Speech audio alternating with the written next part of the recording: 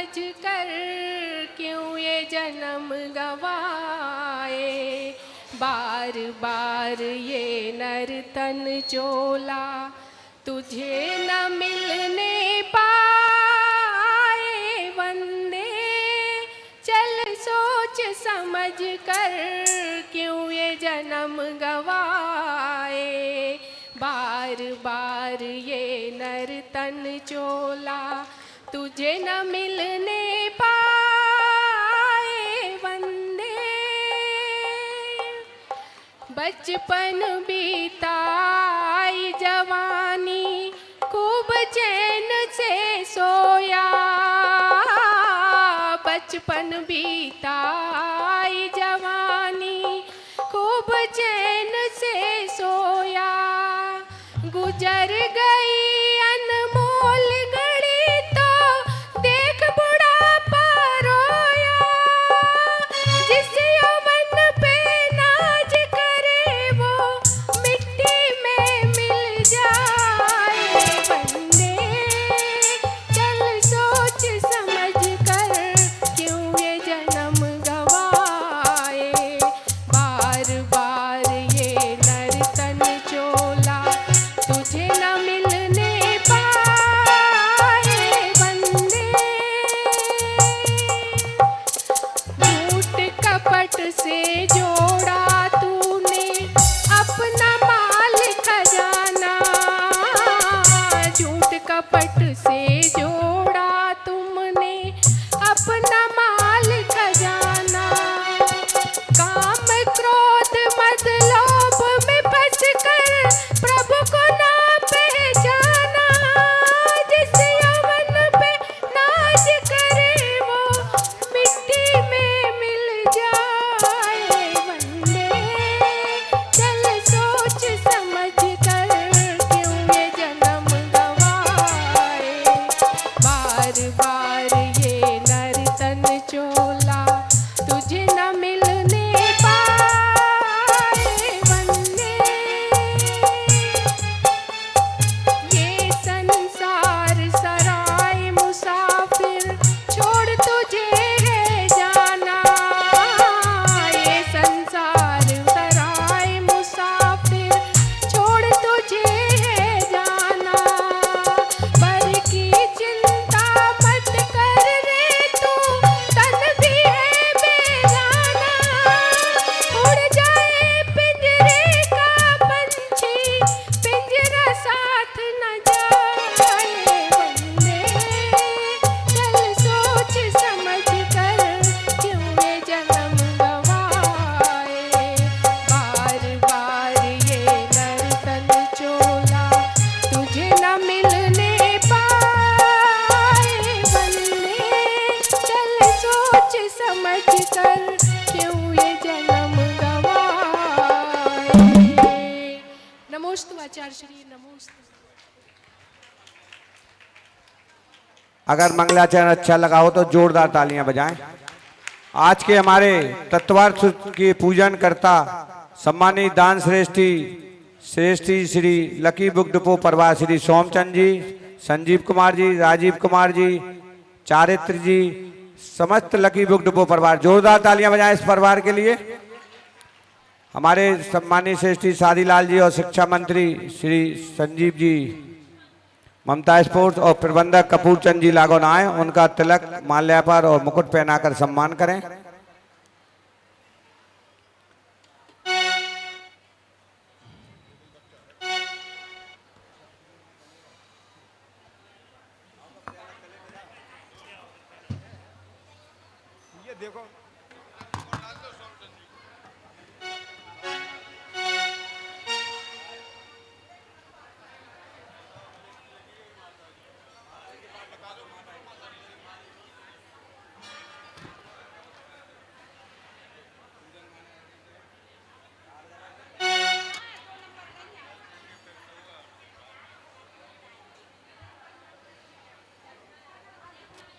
और आज तत्वार्थ सूत्र का वाचन कुमारी बब्या जैन, श्रेष्ठी जैन, मौली जैन और सुब्रा टड़ैया, ये लोग तैयार हैं। इनके लिए भी जोरदार तालियां बजाएं, छोटी छोटी बच्चियों के लिए।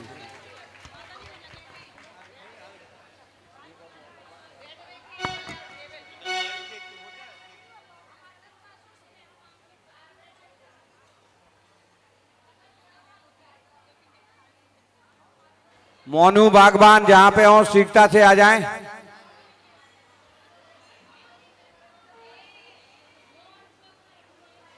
Shri Sanjeev ji lucky book depot परिवार को हमारे शिक्षा मंत्री मुकुट और माल्यार्पण कर उनका सम्मान करें।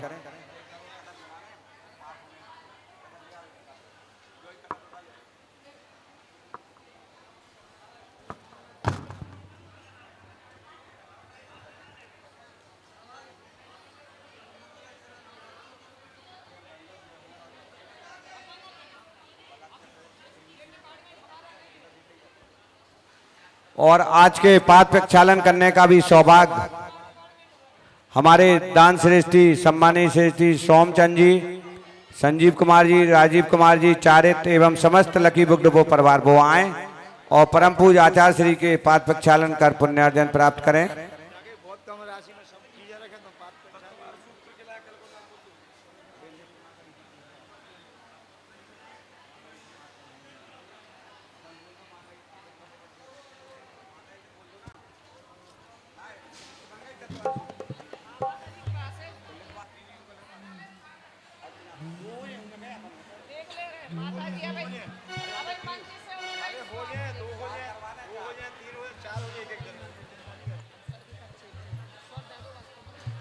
पहले परम पूज गणाचार्य श्री के चित्तनावन और दीप प्रज्वलन करने के लिए सम्मानित श्रेष्ठी लकी बुक डिपो परिवार, सम्मानित श्रेष्ठी आनंद जी, राजेंद्र जी पत्रकार बिरदा वाले आ जाएं और कल्याण चंद जी पूर्व प्रबंधक नया मंदिर जी।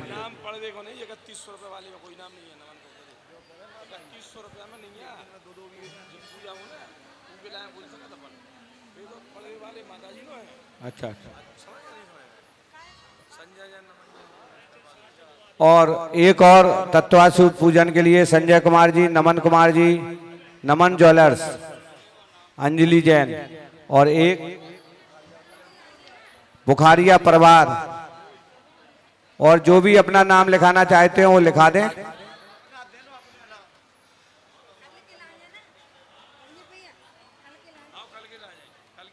दिगंबर जैन पंचायत समिति के पूर्व संयोजक सुरेश जी बड़ेरा आए और परम पूज गणाचार्य श्री के चित्तनावन और दीप प्रज्वलन कर पुण्यार्जन करें।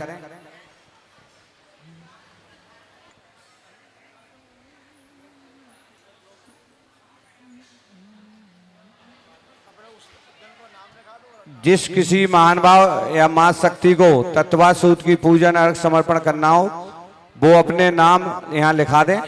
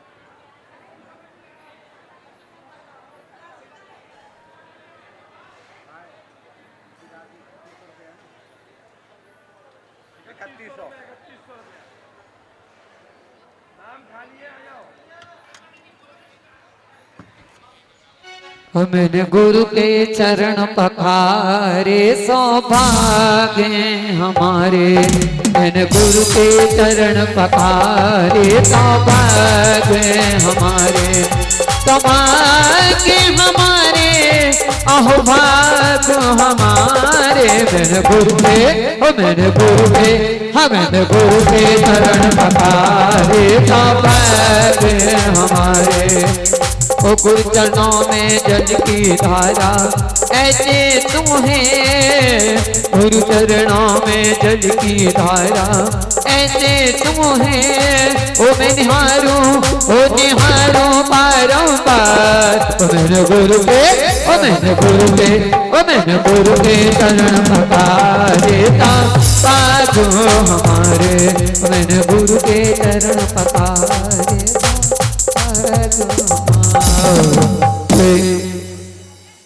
ठीक लगो, ऐसे लग रहा हो जैसे पर्दा लगा दो दर्शन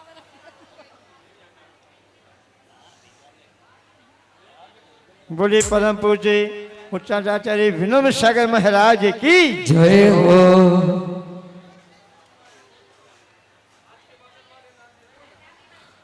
हाँ लिखिए। और परम पूज आचार्य श्री के कर कमलों में मां जिनवाणी समर्पित करने के लिए लकी बुक डिपो परिवार द्वारा कर दी गई है। अब तत्वार सूत के वाचन के लिए भव्या जैन, मौली जैन, श्रेयसी जैन और सुब्रा टड़ैया, ये चारों बच्चियां आ जाएं। जो मोहिनी जैन, ये पांचों नाम आ जाएं। जोरदार तालियां बजाएं पाठशाला की भाई नन्ही मुन्नी बच्चियों द्वारा। माता जी ने बहुत अच्छी तरह तत्वार सूत उनको तैयार कराया है। हो जिन बाणी जानी नहीं बिना ज्ञान के, बिना ज्ञान के। जिन बाणी जानी नहीं बिना ज्ञान के, बिना ज्ञान के। जिन पर की बाणी जितन जानी नहीं हो गई उनकी गति में कहानी। हेलो। कुमारी भव्या जैन, कुमारी श्रेयसी जैन, कुमारी मौली जैन, श्रीमती सुब्रा टड़ैया, श्रीमती भावना जैन, मोहिनी जैन, पांचों लोग आ जाएं।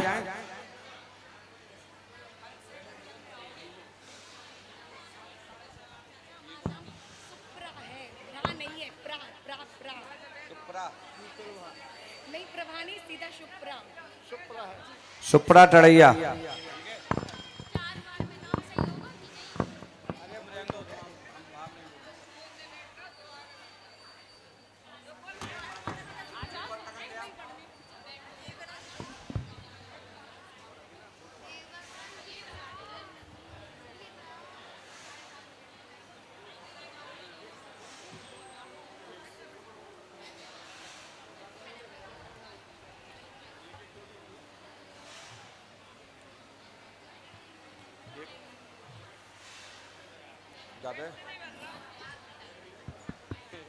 हेलो।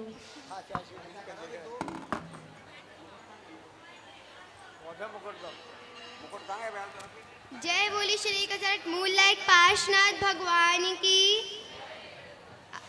जय बोली श्री कसरत बाहुबली स्वामी की।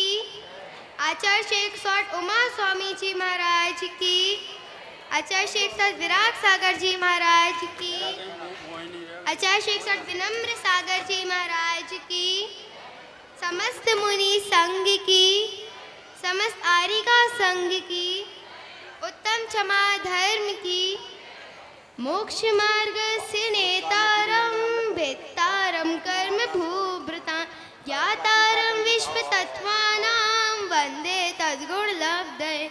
सम्यक दर्शन ज्ञान त्राणी मोक्ष मार्ग तत्वार्थ श्रद्धानम सम्यक दर्शनम तन्निसर्गा दधिकमाधव जीवाश्र बंध संबर निर्जरा मोक्षास्तत्व नाम स्थापना द्रव्य भाव तस्तन्यास प्रमाण नैरधिगमा निर्देश स्वामित्व साधनाधिकरण स्तुति विधानता सत्संख्या क्षेत्र स्पर्शन कालांतर भावाल्प भौत्वैश्च मति श्रुता वधि मना पर केवलानिक ज्ञानम तत्प्रमाणे आदे परोक्षम प्रत्यक्ष मन्यत मति स्मृति संज्ञा चिंता भिनिबोध इत्यनर्थांतरम तद इंद्रिय निमित्तम अवग्रहे हवाय धारणा बहु बहुविध क्षिप्राणि शुक्तानुक्तं द्रवाणां सेताराम् अर्थस्य व्यञ्जनस्य वग्रा न चक्षुरनिन्द्रियाभ्यां श्रुतं मति पूर्वं दैनिक द्वादश भेदं भव प्रत्यो वदर देव नारकाणां क्षयोक्षम निमित्ता षट विकल्पा शेषाणां ऋषु विपुल मति मना परः विशुद्धि प्रतिपाताभ्यां तद विशेषा विशुद्धि क्षेत्र स्वामी विषेभ्यो वधि मना परयो मति श्रुत्यो निर्बंधो द्रव्येषु सर्व पर्यायेषु रूपेश भवदे तदनंद भागे मना पर्यस्य सर्व द्रव्य पर्यायेषु केवलस्य एकादीनि भाज्यानि युक्त पदे किस्मन्ना चतुर्भ्या मति श्रुता वदयो विपरश्च सदस्तो रविशेषा दक्षोपलब्धेरुन्मत्वत् नैगम संग्रह व्यवहार रजु सूत्र शब्द संबे रूढ़ैवं भूतानया इति तत्वार सूत्रे मोक्ष शास्त्रे प्रथमो अध्याय नमो नमः। उतकी चंदन कंदुल पुष्प खै चरु सुदीप सुधूप पलार्घ खै तवल मंगल कान दबा कुल जिन गहे जिन सूत्र महाम्यजे।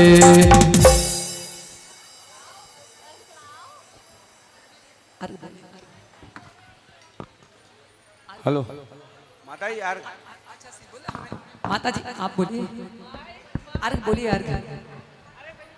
ओम ह्रीं श्री जिन्मुखोद्भव सरस्वती देव्यै नमः। तत्पाठ सूत्रे प्रथमो अध्याय अर्घ्यं निरूपयामि। स्वाहा। औपशमिक क्षायिकौ भावौ मिश्र जीव सौतत्व मौद्यक पारिणामिकौ च द्विनवाष्टादशैक विंशति त्रिद भेदा यथाक्रमम् पंच सम्यक्त चारित्रे ज्ञान दर्शन दान लाभ भोगो भोग वीर्याणि च ज्ञान ज्ञान दर्शन लब्ध्य चतुस्त्री त्रि पंच भेदः सम्यक्त चारित्र संयमा संयमाश्च गति कसाय लिंग मिथ्या दर्शना ज्ञाना संयता सिद्ध लेश्याश्च चतुश्चतुस्त्रय कैकैक षट भेदः जीव भव्य भव्यत्वानि च उपयोगो लक्षणं स द्विविदोष्ट चतुर्भेदः संसारिणो मुक्ताश्च स मनस्का मनस्का संसारिणस्त्रस स्थावरः प्रतिव्यक्तेजो वायु वनस्पत्याः स्थावरः द्विन्द्रियादयस्त्रशः पंचेन्द्रियाणि द्विविधानि निर्वृत्योपकरणे द्रव्येन्द्रियं लब्ध्योपयोगौ भावेन्द्रियं स्पर्शन रसन घ्राण चक्षुश्रोत्राणि स्पर्श रस गंध वर्ण शब्दास्तदर्थः श्रुतमनेन्द्रियस्य वनस्पत्यन्तानामेकं कृमि पिपीलिका भ्रमण मनुष्यादीनामेकैक वृद्धानि संज्ञिनः समनस्कः विग्रहगतौ कर्मयोगः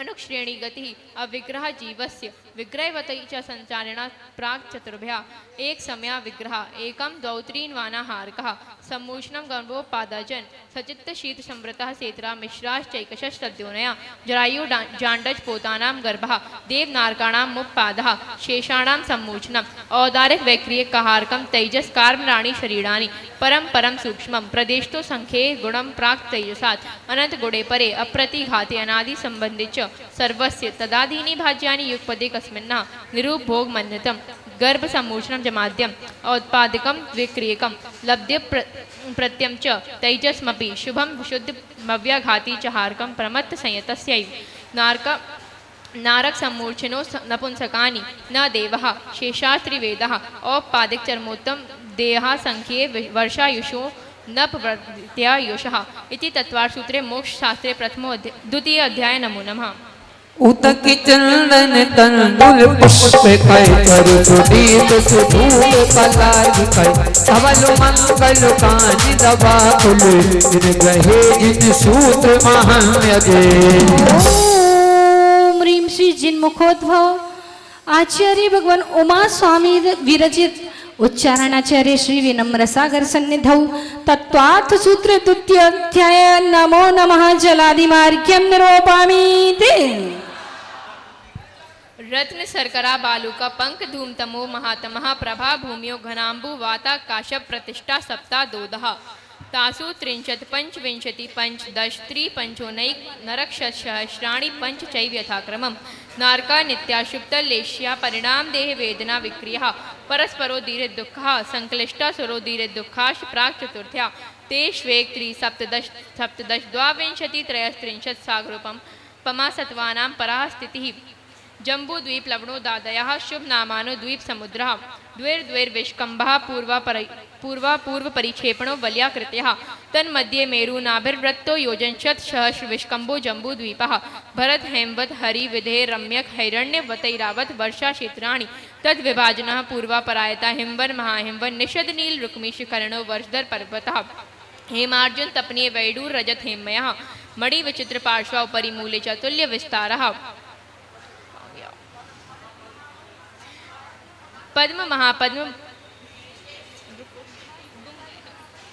महापद्म तिगिंच केसरी महापुंडरीक पुंडरीका हृदय तेषामुपरि प्रथमो योजन सहस्रमस्त तदर्थ विष्कम्भो हृदय 10 योजना वगाः तन्मध्ये योजनं पुष्करं तद द्विगुणदा हृदय पुष्कराणि च तन्निवासिन्यो देव्याः श्री ह्रीधृति कीर्ति बुद्धि लक्ष्म्या पल्योपमस्थित्यः ससामानिक परीक्षटकः गंगा सिंधु रोहि दोहि तास्या हरिद्वरी कांता सीता सीतोदा नारी नर कांता सुवर्णे रूप्य कूला रक्ता रक्तोदा सरितस्तन्मध्यगः द्वयोर्द्वयोर पूर्वा पूर्वगः शेषास्तु पर्गः चतुर्दश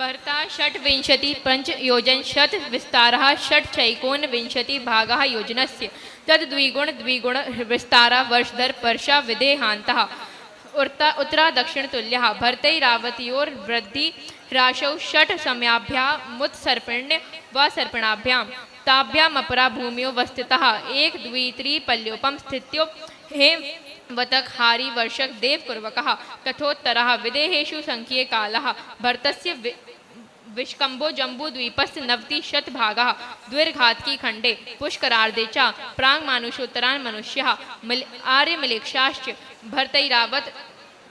भरतैरावत विदेहा कर्म भूमियोन्त्र देव कुरुत्तर कुरुभ्या द्रस्थिति परावरे त्रिपल्योपमार्थन मुहूर्ते यज्ञो निजानां च इति तत्वार्थ सूत्रे मोक्ष शास्त्रे तृतीय अध्याय नमो नमः। उदक चंदन तंदुल पुष्प पर तरु सुनीत सुधूत पलाल पर धवल मंगल कांच तवा कुल जिन ग्रहे जिन सूत महाम्यदे ओम ह्रीं श्री जिनमुखोद्भव श्री उमा स्वामी विरचित उच्चारणाचार्य श्री विनम्र सागर जी सन्निधौ तत्वार्थ सूत्रे तृतीयोध्याय नमो नमः जलाधिमार्घ्यं निरूपयामि स्वाहा देवा चतुर्निकायः आदितस्त्रिषु पीतान्तलेश्यः दशाष्ट पंच द्वादश विकल्पः कल्पोपन्यपर्यन्तः इंद्र सामानिक त्रायस्त्रिंश पारिषदात्म रक्ष लोकपालनिक प्रकीर्णक काभियोग्य किल विशिकाश्चैकशः त्रायस्त्रिंश लोकपाल वर्ज्या वंत्यर ज्योतिष्कः पूर्वोन्द्रिया कार्य प्रविचारा आ ईशानात् शेषः स्पर्श रूप शब्द मनः प्रविचारा परे प्रविचारा भवन वासिनो सुर नाग विद्युत सुपर्णाग्नि वास्त नितो दधि द्वीप दिक् कुमारः व्यंतरः किन्नर किम पुरुष महोरा गंधर्व यक्ष राक्षस भूत पिशाचा ज्योतिष्कः सूर्य चंद्र मसौ ग्रहे नक्षत्र प्रकीर्णक तार काश मेरु प्रदक्षिणा नित्य गत्यो नृलोके तत्कृतः काल विभागः वैरव वस्थितः वैमानिकः कल्पोपन्नः कल्पातीताश्च उपरि उपरि सौधर्म ईशान सानत कुमार माहेंद्र ब्रह्म ब्रह्मोत्तर लांतव कापिष्ट शुक्र महाशुक्र शतार सहस्रा रेश्वानाथ प्राणतयो राणा च्युतियोर नवसु ग्रहवेकेषु विजय वैजयंत जयंता पराजितेषु सर्वार्थ सिद्धौ च स्थिति प्रभाव सुखद्युतिलेश्या विशुद्धि इंद्रिया वधि विषय तोदिकः गति शरीर परिग्रहाभिमानतो हीनः पीत पद्म शुक्ल लेश्या द्वि त्रिशेषेषु प्राग गैवेकेभ्यः कल्पः ब्रह्मलोकालया लौकान्तिकः सारस्वतादित्य व्यन्य ऋण दर्द तोय तोषिताव्या बाधा रिष्टाष्ट विषयादिषु द्विचर्मः औपादिक मनुष्येभ्यः शेषास्त्रियज्ञोनयः स्थितिरसुर नाग सुपर्णद्वीप शेषाणां सागरोपम त्रिपल्यो पमार्धम हीनमितः सौधर्म ईशान्यो सागरोपम अधिके सानत कुमार माहेंद्रियो सप्त त्रिसप्तदश नवैकादश त्रयोदश पंचदश दश भेरधिकानि तु आर्णाच्युत्यो दूर्ध्व मेकैके नवसु ग्रैवेकेषु विजयादिषु सर्वा सिद्धौ च अपरापल्योपम अधिकं परतः परतः पूर्वपूर्वन्तरा नारकाणां च द्वितीया दिशु 10 वर्ष सहस्राणि प्रथमायां भवनेषु च व्यन्तराणां च परापल्योपम अधिकं ज्योतिष्काणां च तदष्टभागोपरा लौकान्तिकानाम् अष्टौ सागरोपमाणि सर्वेषाम् इति तत्त्वार्थसूत्रे मोक्षशास्त्रे चतुर्थोऽध्याय। नमो नमः। उदक चंदन कंदुल पुष्प कह तरु सुदीप सुधूप पलार कह धवल मंगल गान गहे सूत्र महाम्यदे। ओम ह्रीं श्री चिन्मुखोद्भव श्री उमा स्वामी विरचित परम पूज्य उच्चारणाचार्य श्री विनम्र सागर जी सन्निधौ तत्वार्थ सूत्रे चतुर्थो अध्याय। नमो नमः। जलफलादिमार्घ्यं निर्वपामि ते स्वाहा। अजीब काया धर्मा धर्माकाश पुद्गला दिव्याणी जीवाश्च नित्यावस्थितानि रूपाणि रूपिणः पुद्गला आकाशादेक दिव्याणि निष्क्रियाणि च असंख्या प्रदेश धर्मा धर्मैक जीवानां आकाशस्यानन्ता असंख्या संख्ययाश् पुद्गलानां नाडोः लोकाकाशे भगाः धर्माधर्मयोः कित्सने एकप्रदेशादिजुभाज्या पुद्गलानाम् असंख्ये भागादिषु जीवानां प्रदेशना विसर्पाभ्यां प्रतिभवत् गतिर्स्थित्युपग्रहो धर्मो धर्म्यो रूपकारा आकाशस्य भगाः शरीरवान्मनः प्राणापाना पुद्गलानां सुख दुख जीवित मरणो प्रग्रहाश् परस्परोपग्रहो जीवानां वर्तना परिणामक क्रिया परत्वा परत्वे च कालस् स्पर्श रस गंध वर्ण बंधः पुद्गलः शब्द बंध सूक्ष्म स्थूल संस्थान भेद तमस छाया तपोद्योतवन्तश्च अणवा स्कंधाश्च भेद संघातेव्य उत्पाद्यन्ते भेदादणु भेद संघाताभ्यां चाक्षुषा सद्रव्य लक्षणम उत्पादव्यधौ व्ययुक्तं सत् तद्भावाव्यम नित्यम अर्पिता नर्पित सिद्धे स्निग्ध सूक्ष्मत्वात् बंधः न जगन्य गुणानां गुण साम्य सदशानां द्वैधिकादि गुणानां तु बंदे दिखौ पारिणामिकौ च गुण पर्यवत् द्रव्यं कालस्य सोनन्त समयः द्रव्याशया निर्गुणा गुणः तद्भावा परिणामा इति तत्त्वसूत्रे मोक्षशास्त्रे पंचमा अध्याय। नमो नमः। उदक चंदन कंदुल पुष्प कह तरु सुदीप सुधूप पलार कह धवल मंगल गान दबा कुल गहे जिन सूत्र महाम्यदे। ओम ह्रीं श्री चिन्मुखोद्भव श्री उमा स्वामी विरचित परम पूज्य उच्चारणाचार्य श्री विनम्र सागर जी सन्निधौ तत्वार्थ सूत्रे पंचमो अध्याय। नमो नमः। जलफलादिमार्घ्यं निर्वपामि ते स्वाहा। काय बाण मना कर्म योगा सहस्रवा शुभ पुण्यस्य शुभ पापस्य स कषाया कषायो सांप्रायिकेर्या प्रत्ययो इंद्रिय कषाय व्रत क्रिया पंच चतु पंच पंचविंशति संख्या पूर्वस्य भेदः तीव्र मंद ज्ञाता ज्ञात भावाधिकरण वीर विशेषेभ्यस्तत् विशेषा अधिकरणम जीवा जीवा आद्यम समारंभारंभ योग कृतकारी तानुमत कषाय विशेष त्रिश चतुश्चैकशः निर्वर्तना निक्षेप संयोग निसर्ग दुई चतुर्दुई वेदा परम तत्पुरुषोष निर्णव मात्सर्यांतराय साधनोपघाता ज्ञान दर्शना वर्णयो दुख शोक तापा क्रंदन वत परिदेव नान्यात्म परोभय स्थानान्य सद्वेद्यस भूत प्रत्यनुकंपा दान सराग संयमादि योगा शांति सोच मिति सद्वेद्यस केवली शुद्ध संग धर्म देवा वर्ण वादो दर्शन मोहस कषाय दया तीव्र परिणामाश्चारित मोहस बहवारंभ परिग्रहत्वं नारकस्यायुषा मायातिर्यज्ञोनयस अल्पारंभ परिग्रहत्वं मानुषस स्वभाव माधवं च निशीलत्वं च सर्वेषां सराग संयमा काम निर्जरा बाल तपांशी दैवस सम्यक्त्वं च योग प्रकृता विसंवादनं चा शुभस्य नामा तद विपरीतम चुबस दर्शन विशुद्धि विनय संपन्नता शील वृतेष्मति चारो भीषण ज्ञानोपयोग संवेगो शक्ति तस त्याग तपस्वी साधु समाधि भैया व्रत कर्ण मरहदा चार बहुषुद प्रवचन भक्ति रावशिका परिहारेण मार्ग प्रभावना प्रवचन वात्सलत्व मिति तीर्थ करत्वस्य परात्म निंदा प्रशंसे सा दसत गुणोच्छादनोद्भावने च नीचैर गोत्रस तद्विपर्यो नीचैर वृत्य नुत्सैको चौतरस विघ्नकरण मंत्रायस इति तत्वासूत्रे मोक्षास्त्रे छठमो अध्याय। नमो नमः।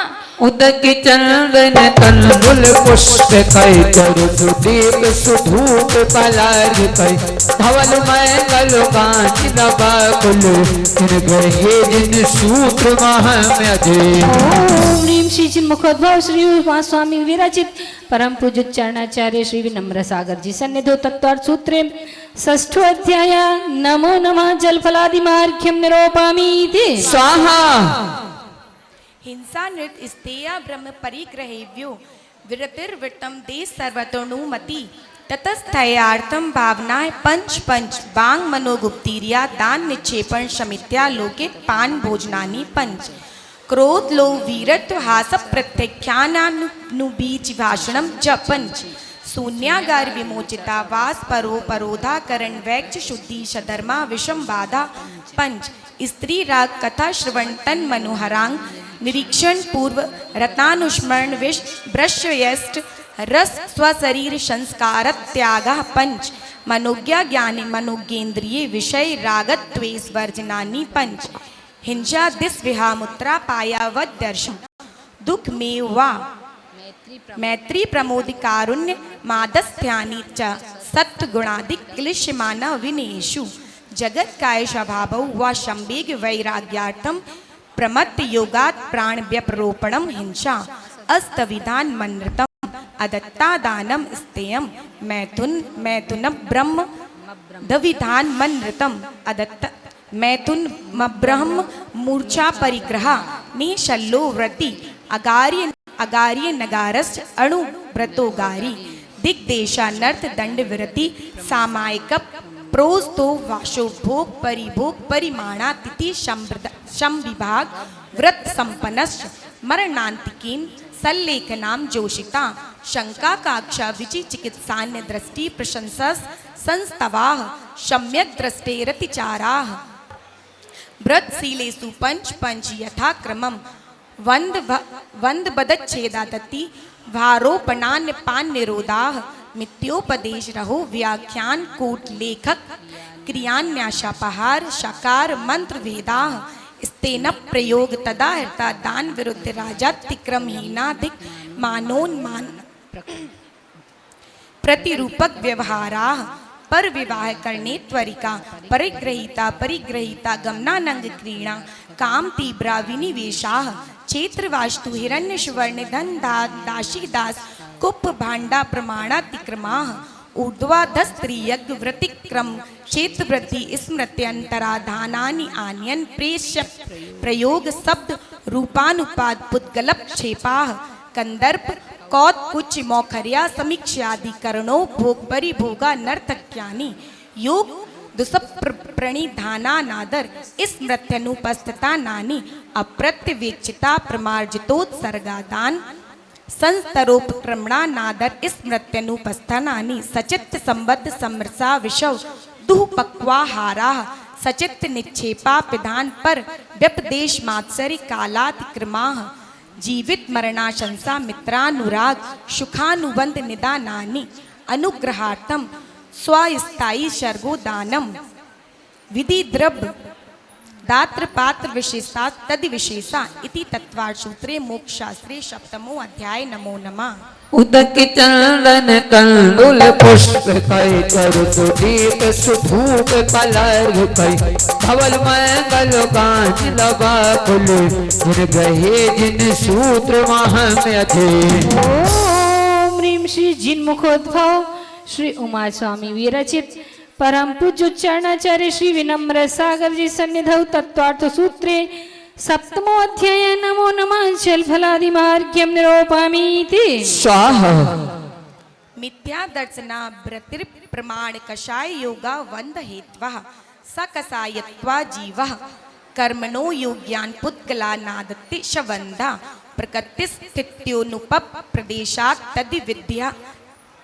तद्विद्या आद्यो ज्ञान दर्शना वर्ण वेदनीय मोहिनी यायुर्नाम गोत्रांतरायः पंचनवद्वैष्टा विंशति चतुर्द्विचत्वारिंशद्विपंचभेदा यथाक्रमम् मतिश्रुतावधि मनः पर्याय केवलानां चक्षुरवधि केवलानां निद्रा प्रचला स्त्यान ग्रद्यश्च सदसत् वेद्ये दर्शन चारित्र मोहिनीया कषाय वेदिनीया याख्या त्रिद्वि नव षोडश वेदाः सम्यक् मिथ्या तदु भयान कषायौ हास्यरति शोक भय जुगुप्सा स्त्री पुण्यपुंसक वेदाद अनंतानुवंद प्रत्यख्यान संज्वलन विकल्पाश्चैक्साः क्रोध मान माया लोभाः नारक तैर्यज्ञोन्मानुष दैवानी गति जाति शरीरांगोपांग निर्माण बंधन संगात संस्थान शयनन स्पर्श रस गंध वर्णानु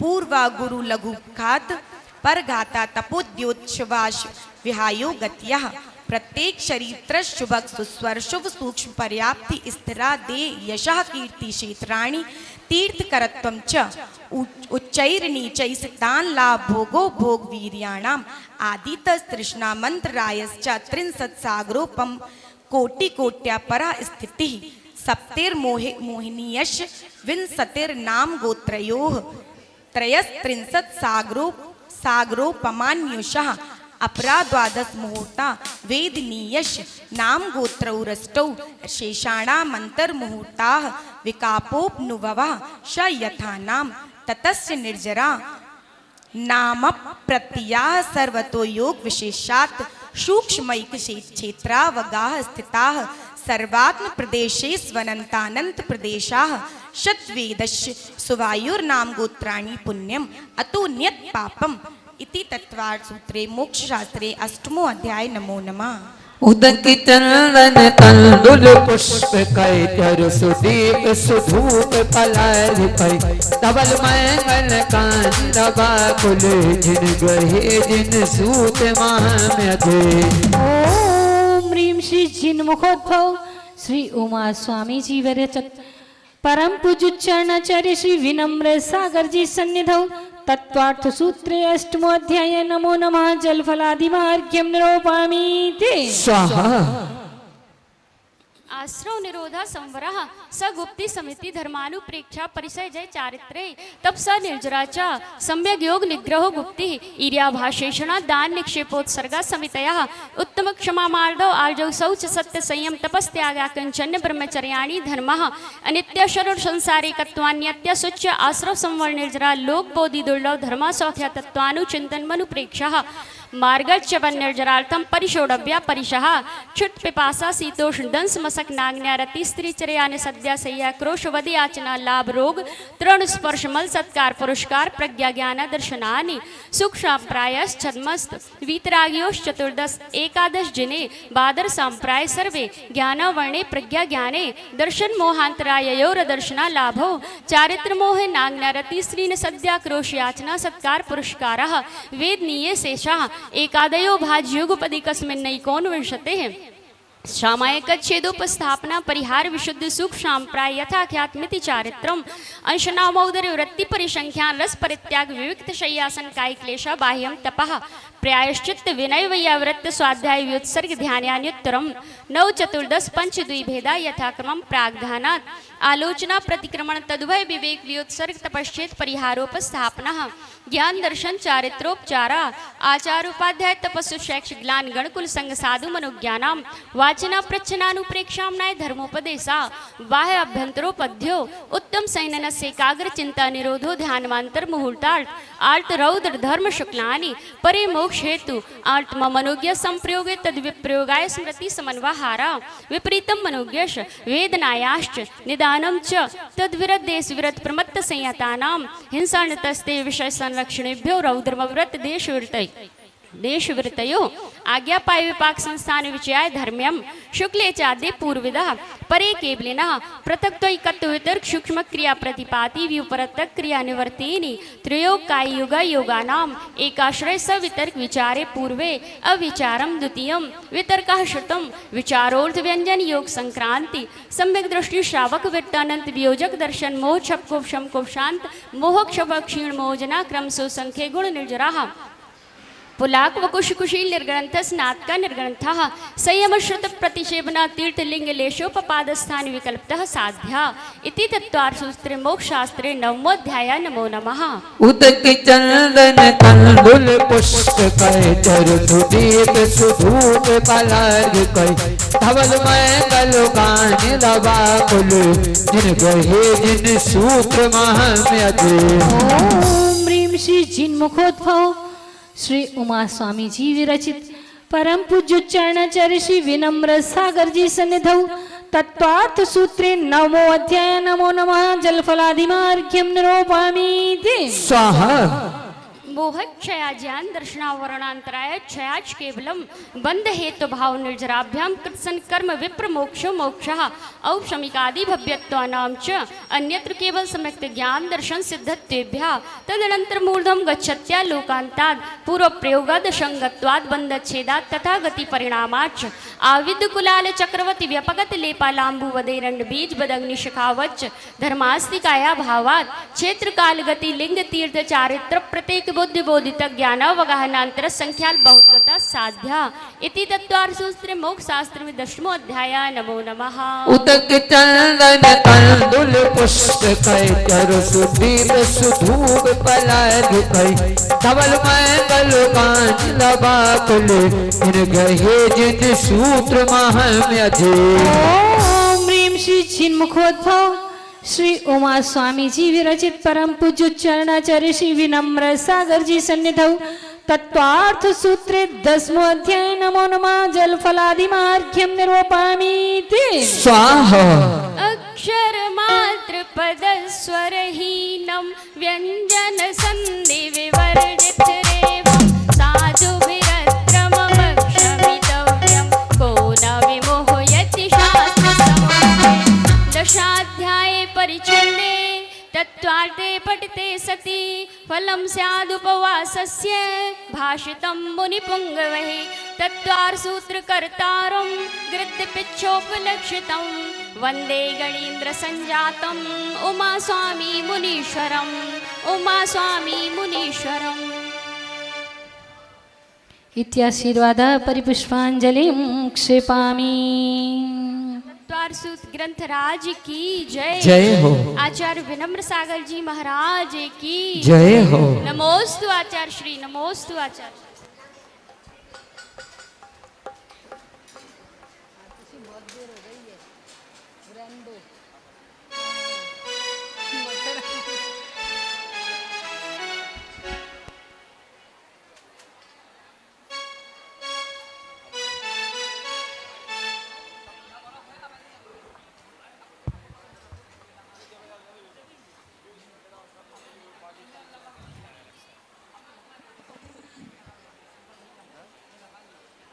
बोलो देवादिदेव मूल नायक श्री पार्श्वनाथ भगवान की जय हो।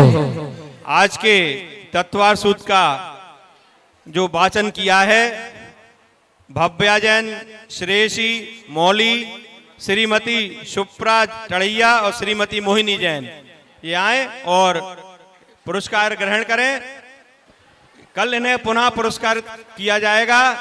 पूरे 10 लक्षण पर्व में जो भी ये तत्वार सूत्र का वाचन होगा उनके पुरस्कार के पुण्यार्जक डॉक्टर अक्षय जैन टड़ैया, महामंत्री श्री दिगंबर जैन पंचायत समिति एवं श्री आकाश जैन भारत गैस और श्री सनत जी खजुरिया स्टेट बैंक, इन तीनों पुण्यार्जक परिवारों की ओर से 10 दिन 10 लक्षण पर्व में जो तत्वार सूत्र का वाचन होगा उन सभी को ये पुरस्कार दिया जाएगा।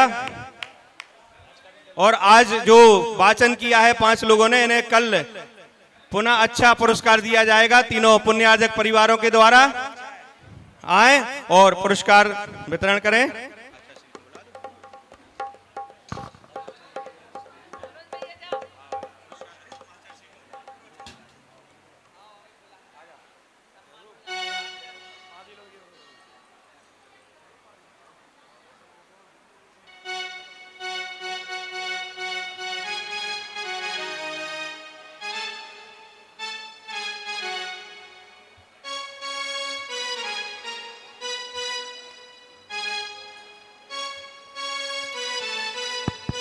हेलो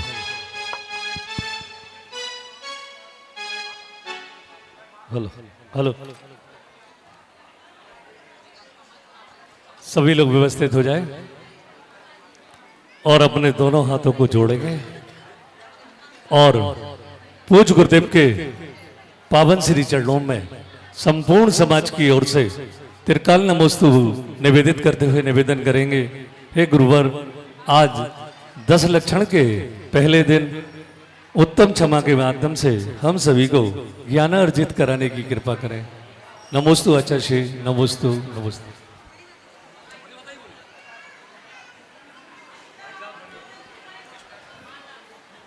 सभी की ओर से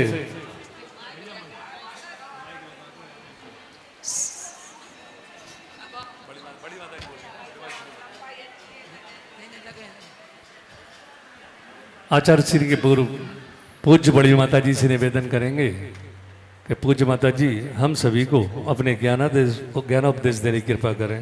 बंदामी माता जी, बंदामी बंदामी।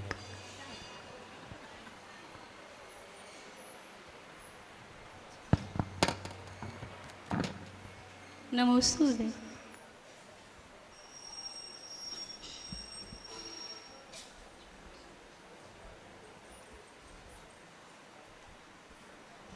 सभी लोग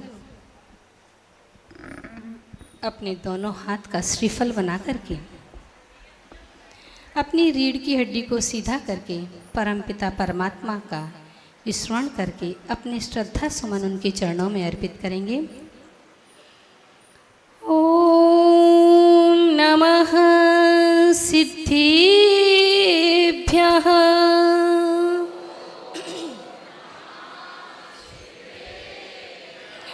ओम नमः सिद्धिभ्यः।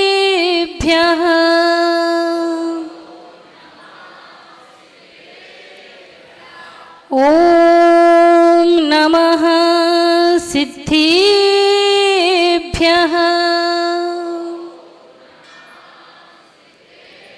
बोलिए अनंतानंद सिद्ध परमेष्ठी भगवान की, देवादिदेवी 1008 श्री चिंतामणि पार्श्वनाथ भगवान की, देवादिदेव 1008 श्री महावीर भगवान की, परम पूज्य संत शिरोमणि सूरी गच्चाचार्य गुरुदेव 108 श्री विराग सागर जी महामुनि राज की, गुरु चरणों में रह कर के हम जीवन अमृत घोलेंगे। गुरु चरणों में रह कर के हम जीवन अमृत घोलेंगे। उनके पद चिन्हों पर चलकर मुक्ति के पट खोलेंगे।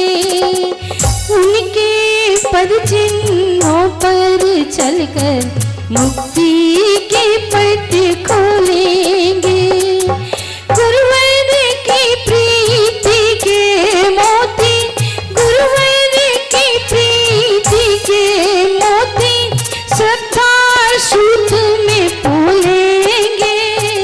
जब तक घट में प्राण रहेंगे, जब तक घट में प्राण रहेंगे, गुरुवर की जय बोले हम, गुरुवर की जय बोलेंगे हम, गुरुवर की जय बोलेंगे। बोलिए परम पूज्य मम हृदय कमल सम्राट उच्चारणाचार्य भगवान गुरु 108 श्री विनम्र सागर जी महामुनि राज की जय हो। महामुनि राज की, महामुनि राज की, पर्वाधिराज पर्युषण महापर्व की, उत्तम क्षमा धर्म की। बोले वंदनी अर्चका संघ की। जैसा कि आप सभी लोगों को विदित है, प्रवचन के अधिकारी अरिहंत परमेष्ठी हुआ करते हैं। दिव्य देशना देने के अधिकारी अरिहंत परमेष्ठी आज हमारे समक्ष विराजमान नहीं है, तो उन्हीं की प्रतिमूर्ति आचार्य भगवंत श्री विनम्र सागर जी महाराज, जो कि उच्चारणाचार्य के नाम से आप सभी लोग जानते हैं, हम सभी लोगों के समक्ष विराजमान हैं। उनके समक्ष कुछ भी बोलना वैसे ही है जैसे कि सूरज को रोशनी दिखाना। फिर भी पूज्य गुरुदेव की आज्ञा हुई है और शिष्य का एक परम कर्तव्य हुआ करता है कि गुरु की आज्ञा का उल्लंघन ना हो। तो उनकी आज्ञा से आज उनकी चरण सन्निधि में बैठकर अब तक मैंने जो सीखा है, जो जाना है, जो समझा है, जो पाया है, उसको आप सब लोगों के साथ शेयर करूंगी। और आज पर्युषण पर्व का प्रथम दिन हम सभी लोग यहाँ पर बैठे हैं। किस लिए बैठे हैं? किस लिए बैठे हैं? ये पर्युषण पर्व हमारे जीवन में क्या करते हैं, क्या देते हैं, क्यों हमें इन पर्वों को मनाना चाहिए? कल पूज्य गुरुदेव ने बहुत सारी बातें इस धर्म के बारे में हम लोगों को बताई थी। आपको सब इतना समझना है, इतना जानना है कि आखिर ये 10 दिन ही क्यों? तो एक बार बीरबल से बादशाह ने पूछा, बीरबल ये बतलाइए कि 27 में से 10 गए तो कितने बचे? बीरबल आप लोग जानते ही हैं, बहुत समझदार थे, है ना। 27 में से 10 गए, कितने बचे? बीरबल ने कहा, आप लोग से पूछा जाए कि 27 में से 10 जाएं तो कितने बचेंगे? 17, है ना। बादशाह भी यही सोच रहा था कि बीरबल उत्तर देगा 17, लेकिन बीरबल का उत्तर कुछ अलग ही था। बीरबल ने उत्तर दिया कि 27 में से 10 गए तो 0 बचा। अरे बादशाह ने कहा, ये क्या उत्तर, कि तुम्हें मैथ नहीं आती है? बीरबल ने कहा, बादशाह, जहां पना 27 नक्षत्र हुआ करते हैं, 27 नक्षत्रों में 10 नक्षत्र ऐसे हैं कि जिन नक्षत्रों में यदि बारिश हो तो धरती हरी भरी हो जाती है, फसल लहलहाती है और सारी जनता में खुशियां फैल जाती हैं। अगर उन 10 नक्षत्रों में वर्षात ना हो तो सूखा, अकाल आदि पड़ जाता है और खुशियां उतनी नहीं रह पाती हैं। इसलिए 27 में से 10 गए तो 0 बचा। ऐसे ही हमारे जीवन में प्रति वर्ष, एक वर्ष में कितने दिन हुआ करते हैं? 365 दिन। बहुत अच्छी मैथ है आप लोगों की। 365 दिन हुआ करते हैं और 365 दिन में 10 दिन कुछ विशेष हुआ करते हैं। और उन 10 दिन में, वही प्रश्न में जो बादशाह ने उनसे पूछा था बीरबल से, वही मैं आपसे पूछती हूँ कि 365 में से 10 गए तो कितने बचे? ऐसे कैसे कुछ नहीं, 355 बचे कि नहीं बचे? लेकिन आप लोग शायद पहले वाला दृष्टांत सुनकर के समझदार हो गए हैं। 365 दिन में 10 दिन ऐसे होते हैं पर्युषण के, 10 दिन धर्म के हुआ करते हैं। और यदि इन 10 दिनों में, इस 10 दिनों में हमने उस धर्म के मर्म को समझ लिया तो हमारे जीवन में वह धर्म 10 दिन में ही जान करके 10 गुना हो जाता है और 10 गुना होकर के 100 गुना, 1000 गुना और करोड़ गुना हो करके हमें अनंत गुना सुख और ज्ञान प्रदान करता है। यदि हमने इन 10 दिनों में उस धर्म को समझ लिया, उस धर्म से साक्षात कर लिया तो। आज पूज्य गुरुदेव हम सभी लोगों को, आज कौन सा दिन है? पहला दिन है। पहला दिन तो सबको ही पता है किसका दिन है, उत्तम क्षमा का दिन है। तो वो उत्तम क्षमा क्या है और क्षमा क्यों धारण करनी चाहिए, क्षमा के विपरीत क्या होता है, क्या होता है क्षमा के विपरीत? क्रोध होता है ना। तो जब तक हम क्रोध को नहीं समझेंगे तब तक क्षमा को कैसे समझ पाएंगे। पूज्य गुरुदेव आज हम सभी लोगों को बताएंगे कि क्रोध क्या है, क्यों करना चाहिए, किस पर करना चाहिए, कब करना चाहिए, ये बताएंगे। ऐसा नहीं, हम प्रार्थना करते हैं गुरुदेव से कि हे गुरुदेव इस चीज पर हम सब लोगों को बताने की कृपा करें, दृष्टिपात करने की कृपा करें कि कम से कम ये जान तो सकें कि आखिर ये क्रोध है क्या और क्रोध क्या करता है, क्रोध का हमारे जीवन में क्या असर हुआ करता है और इससे हमें कैसे बचना चाहिए, इससे हमें कैसे बचना चाहिए। और इसकी जो जननी है वो कौन है? क्रोध की जननी यानी मां कौन है आपको मालूम है? अपेक्षा। यहां किसी का अपेक्षा नाम तो नहीं है? हाँ, नहीं तो वो कहे कि मैं क्रोध की जननी हूं क्या? क्रोध की जननी यानी क्रोध की मां है अपेक्षा। इसका भी एक परिवार है। क्रोध की मां अपेक्षा है और उसका भाई है अहंकार और बहन कौन है पता? ईर्ष्या। उसकी बहन ईर्ष्या है और उसका स्वभाव है सब पर हुक्म चलाना। ये परिवार है, क्योंकि जब जब अपेक्षा की उपेक्षा हुआ करती है तब तब क्रोध आता है। और ये क्रोध कुछ और नहीं है, आपके घर में परिवार में सब जगह व्याप्त है। खाना बनाते हैं आप लोग? बनाते हैं ना? गैस चलाते हैं, लाइटर वाला तो नहीं है गैस। अगर लाइटर खराब हो जाता है तो गैस किससे जलाते हैं? माचिस से। माचिस की तीली पे जो इतना सा छोटा सा रोगन लगा हुआ होता है ना, क्रोध बिल्कुल उसके जैसा है कि तीली तो इतनी बड़ी होती है और काला काला जरा सा होता है, लेकिन वो जरा सा काला जरा सा रोगन अगर जल जाए, रगड़ दिया जाए तो पूरे वन को भी जला सकता है, सारे जंगल को जला सकता है। ऐसे ही क्रोध है कि अगर जीवन में क्रोध आ जाए तो सारे जीवन को ही नहीं, परिवार को, घर मकान को और इतना ही नहीं देश को भी बर्बाद कर सकता है। कौन? क्रोध। तो हमें क्रोध करना है क्या? अब आचार्य जी हम लोगों को बतलाएंगे कि क्रोध करना है कि नहीं करना है, वो करना है तो कब करना है, ये सारी चीजें पूज्य गुरुदेव हमें बतलाएंगे। बस हमें तो विचार आज ये करना है कि क्रोध कौन करता है और क्षमा कौन करता है।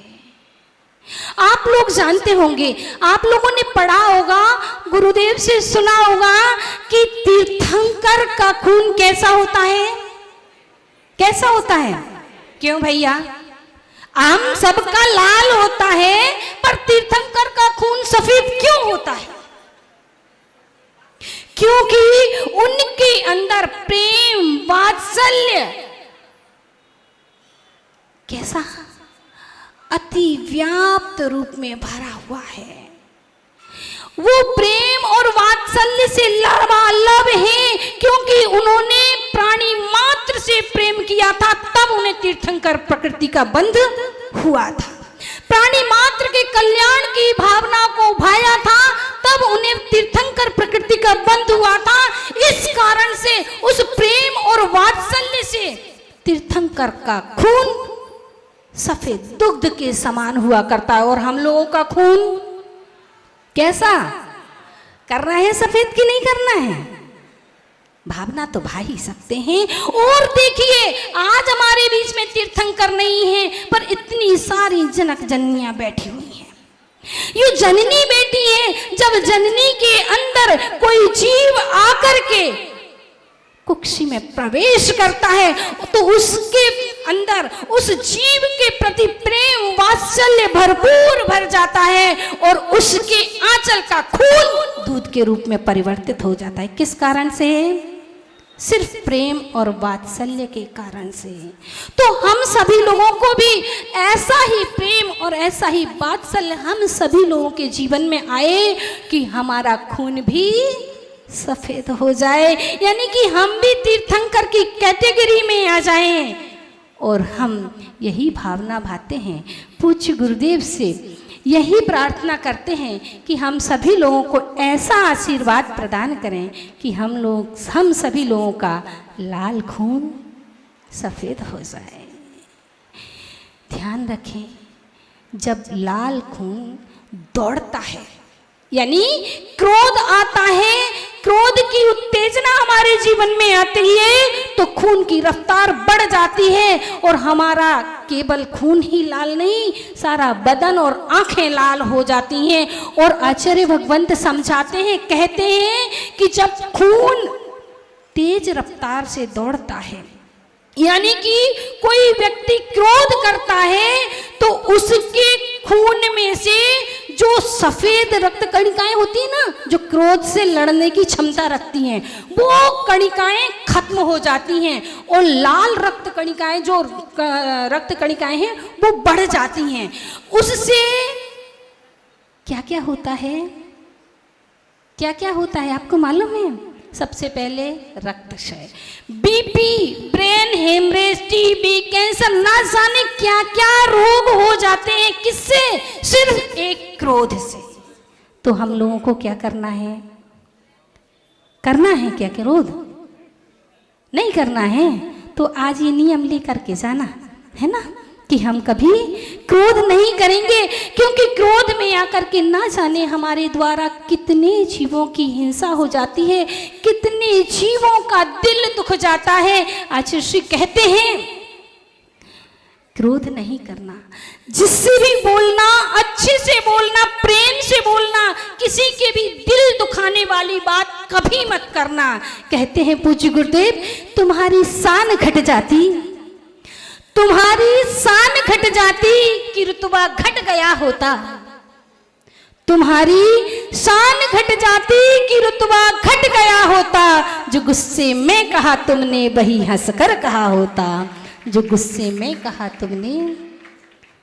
और ध्यान रखना, क्रोध से प्रेम नहीं बढ़ता है। क्रोध कौन करता है? जो स्वयं से प्रेम नहीं करता। क्रोध वही करता है जो स्वयं से प्रेम नहीं करता, क्योंकि खुद से प्रेम है उसे ही गैरों में प्रेम है, खुद से प्रेम है उसे ही गैर में है। नर्क कहीं नहीं, सिर्फ बैर में है। यानी कि अगर हम क्रोध करते हैं तो हमारा नर्क यही बन जाता है, क्योंकि लोगों से हमारा बैर बन जाता है। और हमें इस चीज़ से बचना है तो हम सभी लोगों को उस क्रोध को जान करके, जो पूज्य गुरुदेव हम सभी को अभी बताने वाले हैं, उसको जान करके अपने जीवन में क्षमा को लाना है, उस क्षमा को धारण करना है, जिस क्षमा का आश्रय लेकर के, क्योंकि ये आज का दिन है क्षमा से प्रारंभ हुआ। आज पहला दिन है, क्षमा से प्रारंभ हुआ। और पर्युषण के बाद में क्या करते हैं?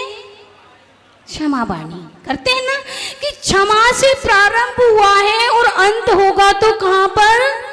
ये क्षमा जब हमारे अंदर आती है तो धीरे धीरे सारे धर्म हमारे अंदर प्रवेश कर जाते हैं।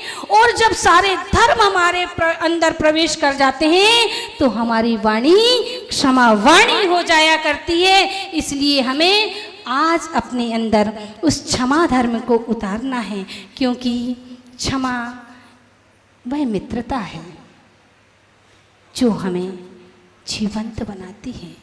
बहुत सारे गुण हैं क्षमा के और बहुत सारे अवगुण हैं किसके? क्रोध के। तो हम क्रोध से, अहंकार से किसी को ना मारें। आचार्य भगवान ने एक दिन एक बहुत अच्छी बात कही थी, वो बात कह के और मैं अंत करूँ, क्योंकि पूज्य गुरुदेव को सुनना है, समय बहुत अधिक हो रहा है। आचार्य श्री कहते हैं कि मारना कर किसी को, मारना कर किसी को, मार दो एहसान से। गुस्से से नहीं मारना, तलवार से नहीं मारना, डंडे से नहीं मारना, मारना है गर किसी को मार दो एहसान से, क्या मिलेगा कर किसी को मार दोगे जान से। मारना है गर किसी को मार दो एहसान से, क्या मिलेगा मार करके कर किसी को जान से। जान से मारा गया, जान से मारा गया वापस आता नहीं, जान से मारा गया कभी वापस आता नहीं, और एहसान से मारा हुआ कभी सिर उठा सकता नहीं, एहसान से मारा हुआ कभी सिर। इसलिए हम सभी लोगों को वो क्षमा, क्योंकि अगर किसी ने हमारे प्रति कोई दुर्व्यवहार किया है तो भी हम अगर उससे प्रेम से बोलेंगे, उसको क्षमा कर देंगे, तो वो एक ना एक दिन तो ये जरूर कहेगा कि मैंने इसके साथ कितना गलत व्यवहार किया था, और ये देखिए कि हमारे साथ कितना प्रेम का व्यवहार करते हैं, तो वो एहसान कभी नहीं भूलेगा। इसलिए हम सभी को हमारे जीवन में क्षमा आए, और क्षमा धर्म वह हीलियम गैस है। क्षमा वह हीलियम गैस है जो हमारे जीवन को, हीलियम गैस जानते हैं क्या होती है? गुब्बारे में भरी जाती है। जब गुब्बारे में हीलियम गैस भर दी जाती है तो वो गुब्बारा कैसा होता है? ऊपर उठता चला जाता है।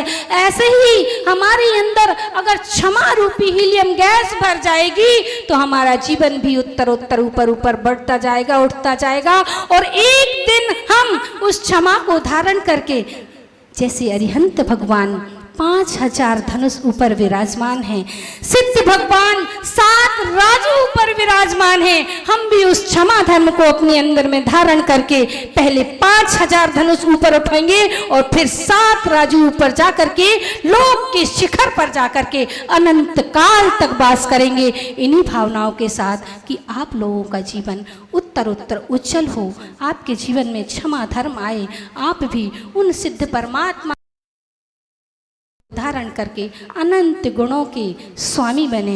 बोलिए परम पूज्य आचार्य भगवान गुरुवर श्री विनम्र सागर जी महामुनि राज की, महामुनि राज की। क्यों भैया, आज तो पहला दिन है, थोड़ी सी जयकारा ठीक से लाओ। बोलिए परम पूज्य आचार्य भगवान गुरुवर श्री विनम्र सागर जी महामुनि राज की, महामुनि राज की, उत्तम क्षमा धर्म की, नमोस्तु। बोले परम वंदनीय आर्ज्ञा 105 विमल श्री माता जी की। सभी लोग पुनः अपने हाथ जोड़ेंगे और पूज्य गुरुदेव के पावन श्री चरणों में संपूर्ण समाज की ओर त्रिकाल नमोस्तु निवेदित करते हुए निवेदन करेंगे। हे गुरुवर, आप अपनी अमृतमयी वाणी से हम सबको अभी संचित करने की कृपा करें।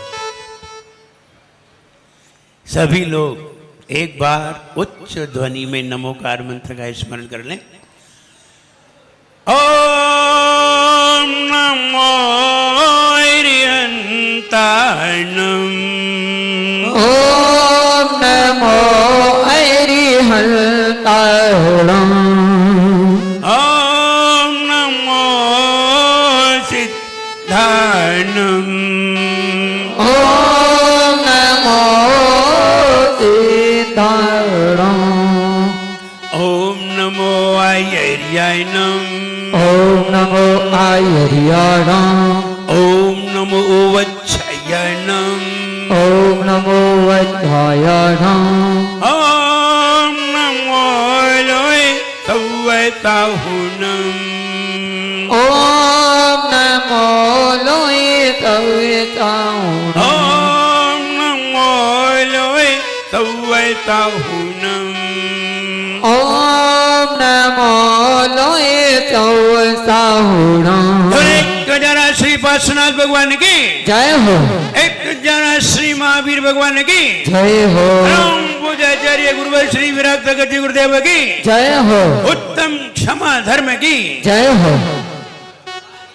बोले परम पूज्य आचार्य भगवान गुरुवर श्री विनम्र सागर जी महामुनि राज की जय हो, महामुनि राज की, महामुनि राज की जय हो। बोले मुनि संघ की।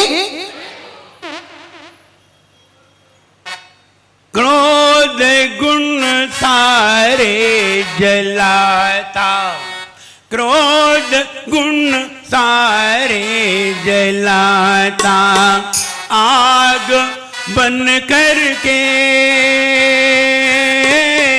आग बन करके। कौन सारे गुण जला, क्रोध गुण सारे जलाता आग बन करके, आग बन करके। गुण क्षमा अति पुण्य लाता, गुण क्षमा अति पुण्य लाता। ज्ञान बन करके,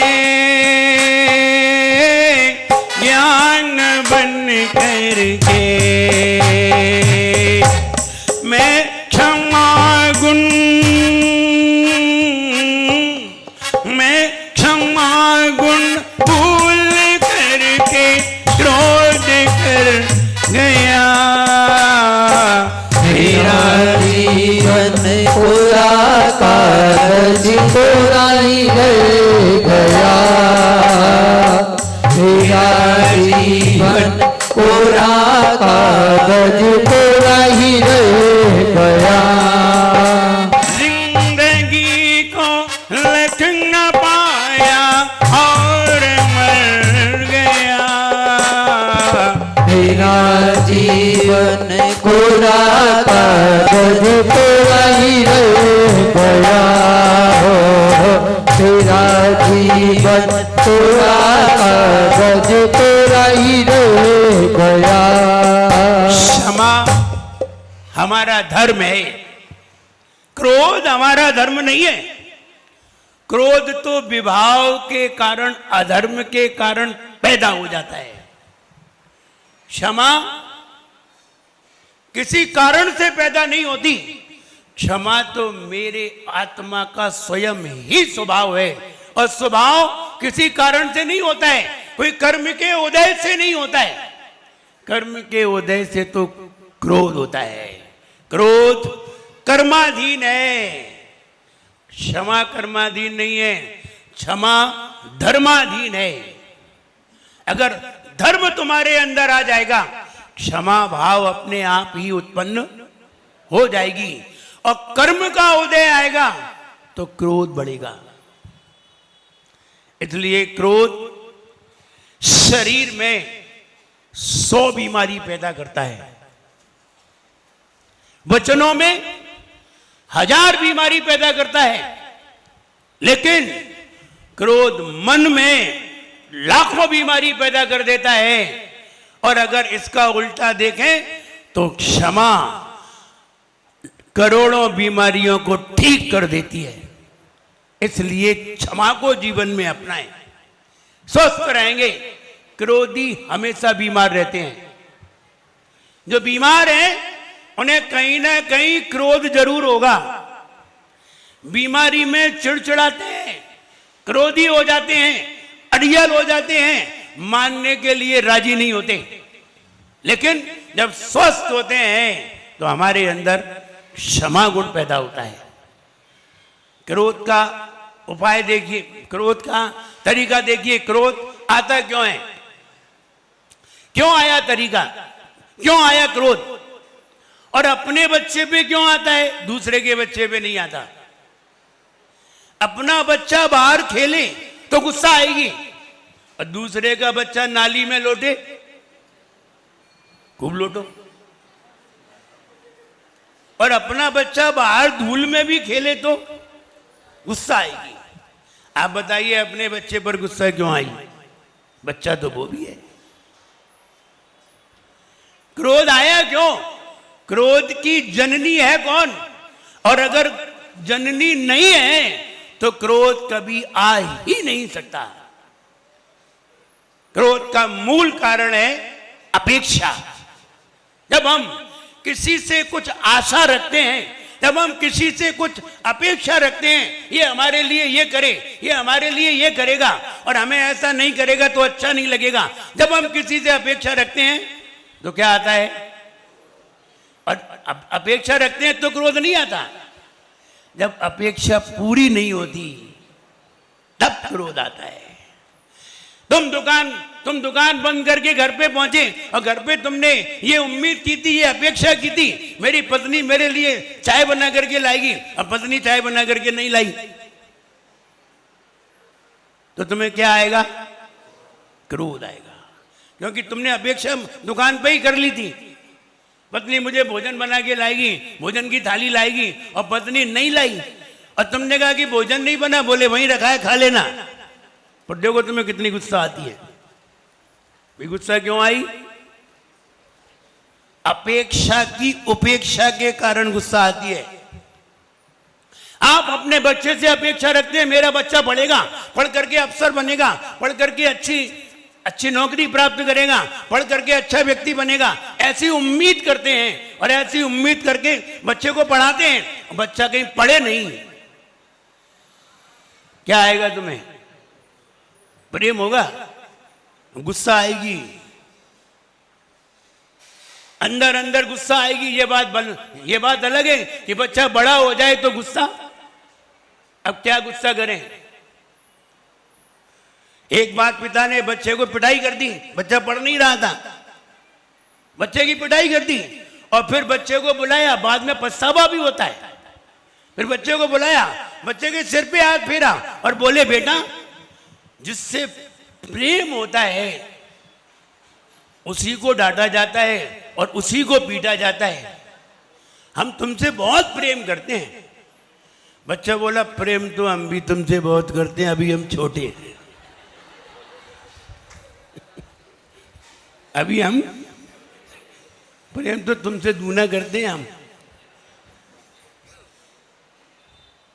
तो करो, आता ही क्यों है? जब अपेक्षा पूरी नहीं होती, इसलिए क्रोध आता है। क्रोध करो खुद पर और श्रद्धा करो खुदा पर। क्रोध खुद पर, श्रद्धा खुदा पर, और अगर गुमान करने का मन आ जाए तो करो खुद ही पर। क्रोध खुद पर, श्रद्धा खुदा पर, गुमान खुद ही पर, और क्षमा करो सभी पर, सबको क्षमा करो। अगर आपने सबको क्षमा किया है, आपका कोई भी बैरी नहीं होगा, सभी प्रेमी होंगे। और ध्यान रहे, पत्नी पे क्रोध कभी ना करें। पत्नी घर में सबसे खतरनाक प्राणी है, सबसे खतरनाक। इसलिए पत्नी पे क्रोध भूल के भी ना करें। बच्चे पे एक बार कर भी लें, लेकिन पत्नी पे ना करें। क्यों ना करें? हमने बताया पत्नी कुछ भी कर सकती है, पत्नी कुछ भी कर सकती है। व्यक्ति घर में लड़ करके ऑफिस गया, अब सोचा, अब घर में उसने खाना नहीं बनाया, बेचारा भूखा चला गया। अब भूखा जाना पड़ा गुस्से में, पत्नी ने खाना ही नहीं बनाया, सवेरे ही उठ के गुस्सा कर ली, लड़ लिया, क्रोध कर लिया, और गुस्सा में खाना नहीं बनाया, बेचारा भूखा गया। अब सोचा शाम को 5 बज गए, सोचा पारा उतर गया होगा, उसने फोन लगाया और फोन लगा के पूछा आज खाने में क्या बनाया है? बोले जहर बनाया है। बोले अभी भी पारा चढ़ा हुआ है। पति बोला आज मैं तो पार्टी में जा रहा हूं, आज तुम ही खाना, जो तुमने बनाया है वो तुम ही खाना, मैं तो एक पार्टी में जा रहा हूं। गुस्से में कुछ भी कहा जा सकता है। आचार्य महाराज कहते हैं गुस्से में कभी भी निर्णय नहीं करना चाहिए, आपके सारे निर्णय गलत निकलेंगे। गुस्से में कहते हैं मैं तो मरने जा रहा हूं, और मरते हैं नहीं। कहां मरते हैं बताओ? कितनी बार कह देते हैं हम मरने जा रहा हूं, गुस्से में बोल भी देते हैं और फिर भी मरते। यानी गुस्से के सारे फैसले गलत होते हैं, और प्रशंसा के सारे वादे गलत होते हैं। अगर कोई तुम्हारी प्रशंसा कर दे और प्रशंसा में तुम कोई वादा कर दो, सब गलत होते हैं। जैसे नेता लोग आते हैं उनकी तुम प्रशंसा करते हो, वे कितने सारे वादे कर जाते हैं, एक भी वादे पूरे नहीं होते। अब क्रोध में लिया हुआ निर्णय, मैं ऐसा कर दूंगा, मैं तुम्हें छोड़ूंगा नहीं, कुछ नहीं कर पाओगे, मालूम है गुस्सा में कह रहे हैं। इसलिए क्रोध और गुस्सा दोनों का अंतर समझिए। क्रोध नहीं करना चाहिए कभी भी, गुस्सा तो कर सकते हैं। क्रोध और गुस्सा में क्या अंतर है? क्रोध कषाय है, गुस्सा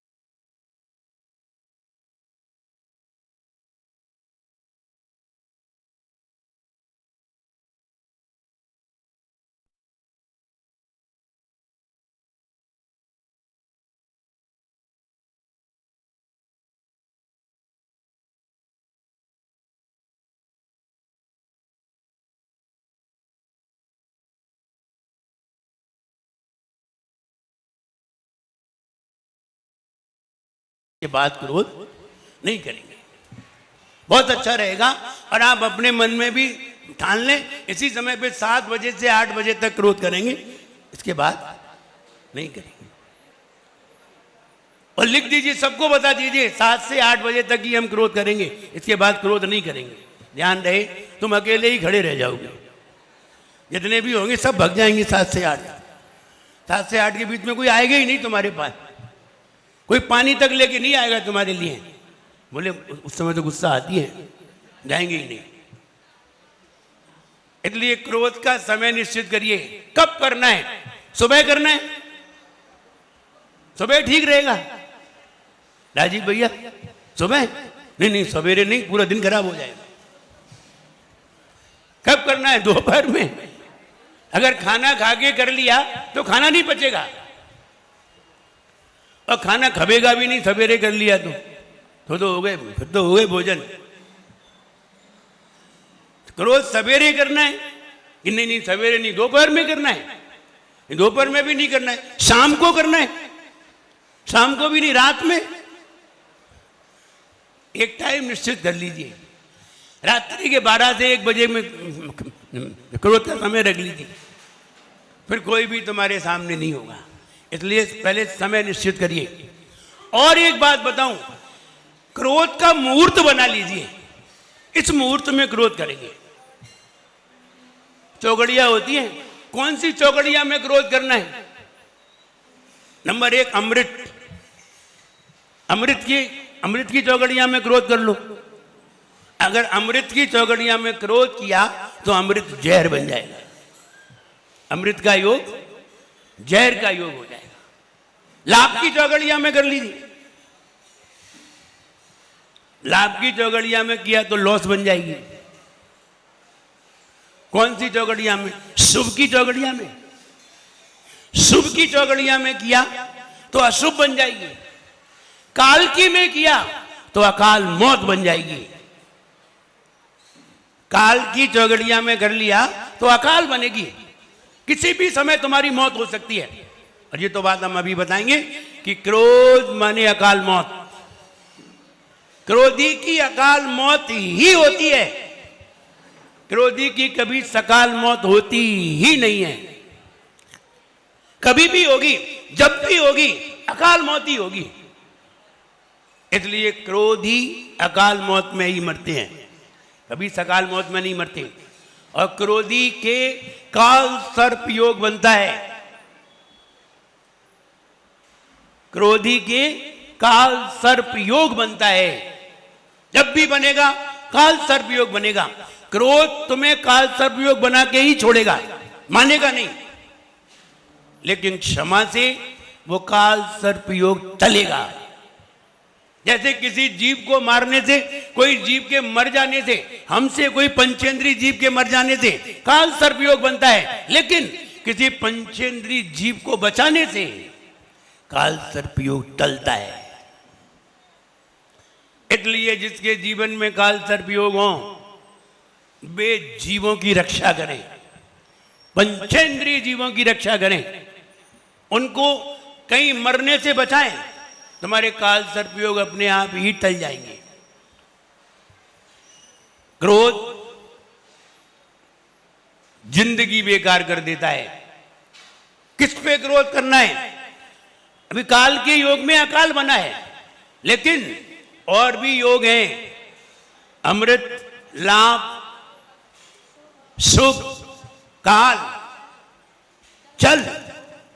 और अगर चल के योग में तुमने कहीं क्रोध किया तो तुम चलते ही घूमते ही रहोगे, भ्रमण ही करते रहोगे, बीच में कहीं भी तुम्हें आराम नहीं मिलेगा, भागते ही रहोगे। और चल के बाद आता है रोग। रोग में अगर तुमने क्रोध किया तो रोग में क्रोध और मिलेगा, तो रोगों की संख्या बढ़ेगी। अभी कम रोग थे, अब ज्यादा रोग होंगे, अब लंबे रोग होंगे, अभी थोड़े थोड़े रोग थे। अब बताइए कौन सी चौगड़िया में क्रोध करना पसंद करोगे? कोई सी चौगड़िया पसंद नहीं आ रही। कौन से मुहूर्त में? ब्रह्म मुहूर्त में नहीं। कौन से समय में? कोई समय में नहीं। जब कोई समय में क्रोध नहीं करना चाहते हो, कोई चौगड़िया में क्रोध नहीं करना चाहते हो, कोई अच्छे मुहूर्त में क्रोध नहीं करना चाहते हो, तो फिर कब करना चाहते हो? ये तो बताओ। महिला थी, पड़ोसिन से लड़ने के लिए जा रही थी मुगरिया लेके। मुगरिया जानते, कपड़ा कूटने की बैठ जैसी,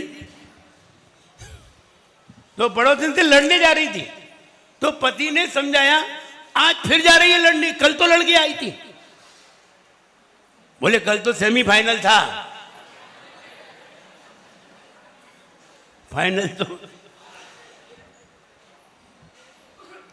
कितना खतरनाक है, जीवन को नरक बना देता है। अगर आपने अपने मित्र पर क्रोध किया तो आपकी 10 दिन की विद्या नष्ट हो जाती है। मित्र पर क्रोध करने पर 10 दिन की विद्या नष्ट हो जाती है। और अगर वही क्रोध अगर आप किसी माता पिता पर करते हैं, अपने माता पिता पर करते हैं, तो 100 दिन की विद्या नष्ट हो जाती है।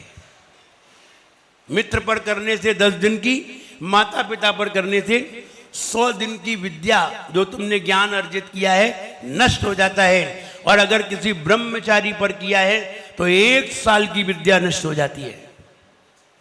और किसी अलग क्षुल्लक आदिका पे किया है तो 10 साल की विद्या नष्ट हो जाती है।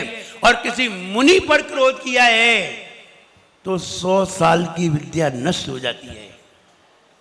और किसी आचार्य पर किया है तो 1,00,000 वर्ष की विद्या नष्ट हो जाती है। और किसी रिद्धिधारी पर किया है, बुरा भला का है, तो 1 करोड़ वर्ष की विद्या नष्ट हो जाती है।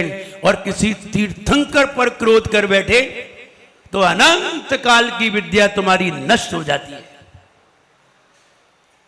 अब क्रोध किस पे करना पसंद करोगे? मित्र पे नहीं, पड़ोसी पे नहीं। क्रोध तो करना ही नहीं चाहिए। फिर क्या करें? क्षमा करिए, गुण लाइए अपने अंदर। क्षमा हमें शक्ति प्रदान करता है, क्षमा हमारी शक्ति को रिजर्व करती है, क्षमा हमें गुण प्रदान करती है। और क्षमा भाव ही हमारे जीवन को ऊर्ध्व लोक तक ले जाती है। क्षमा धर्म ही हमें मोक्ष तक ले जाता है और क्रोध हमें नरकों में जाके पटकता है। क्रोध का अंतिम रिजल्ट नरक है। क्रोध का और कहीं नहीं है, अंतिम जाकर के तुम्हें नरक में ही ले जाएगा और क्षमा तुम्हें मोक्ष तक ले जाएगी। हम ये कहना चाहते हैं, क्रोध हृदय में लाओगे जीते जी जल जाओगे। क्रोध हृदय में लाओगे जीते जी जल जाओगे। क्या तुम लोग धीरे धीरे बोलते हो, दम से बोलना चाहिए। क्रोध हृदय में लाओगे और जीते जी जल जाओगे।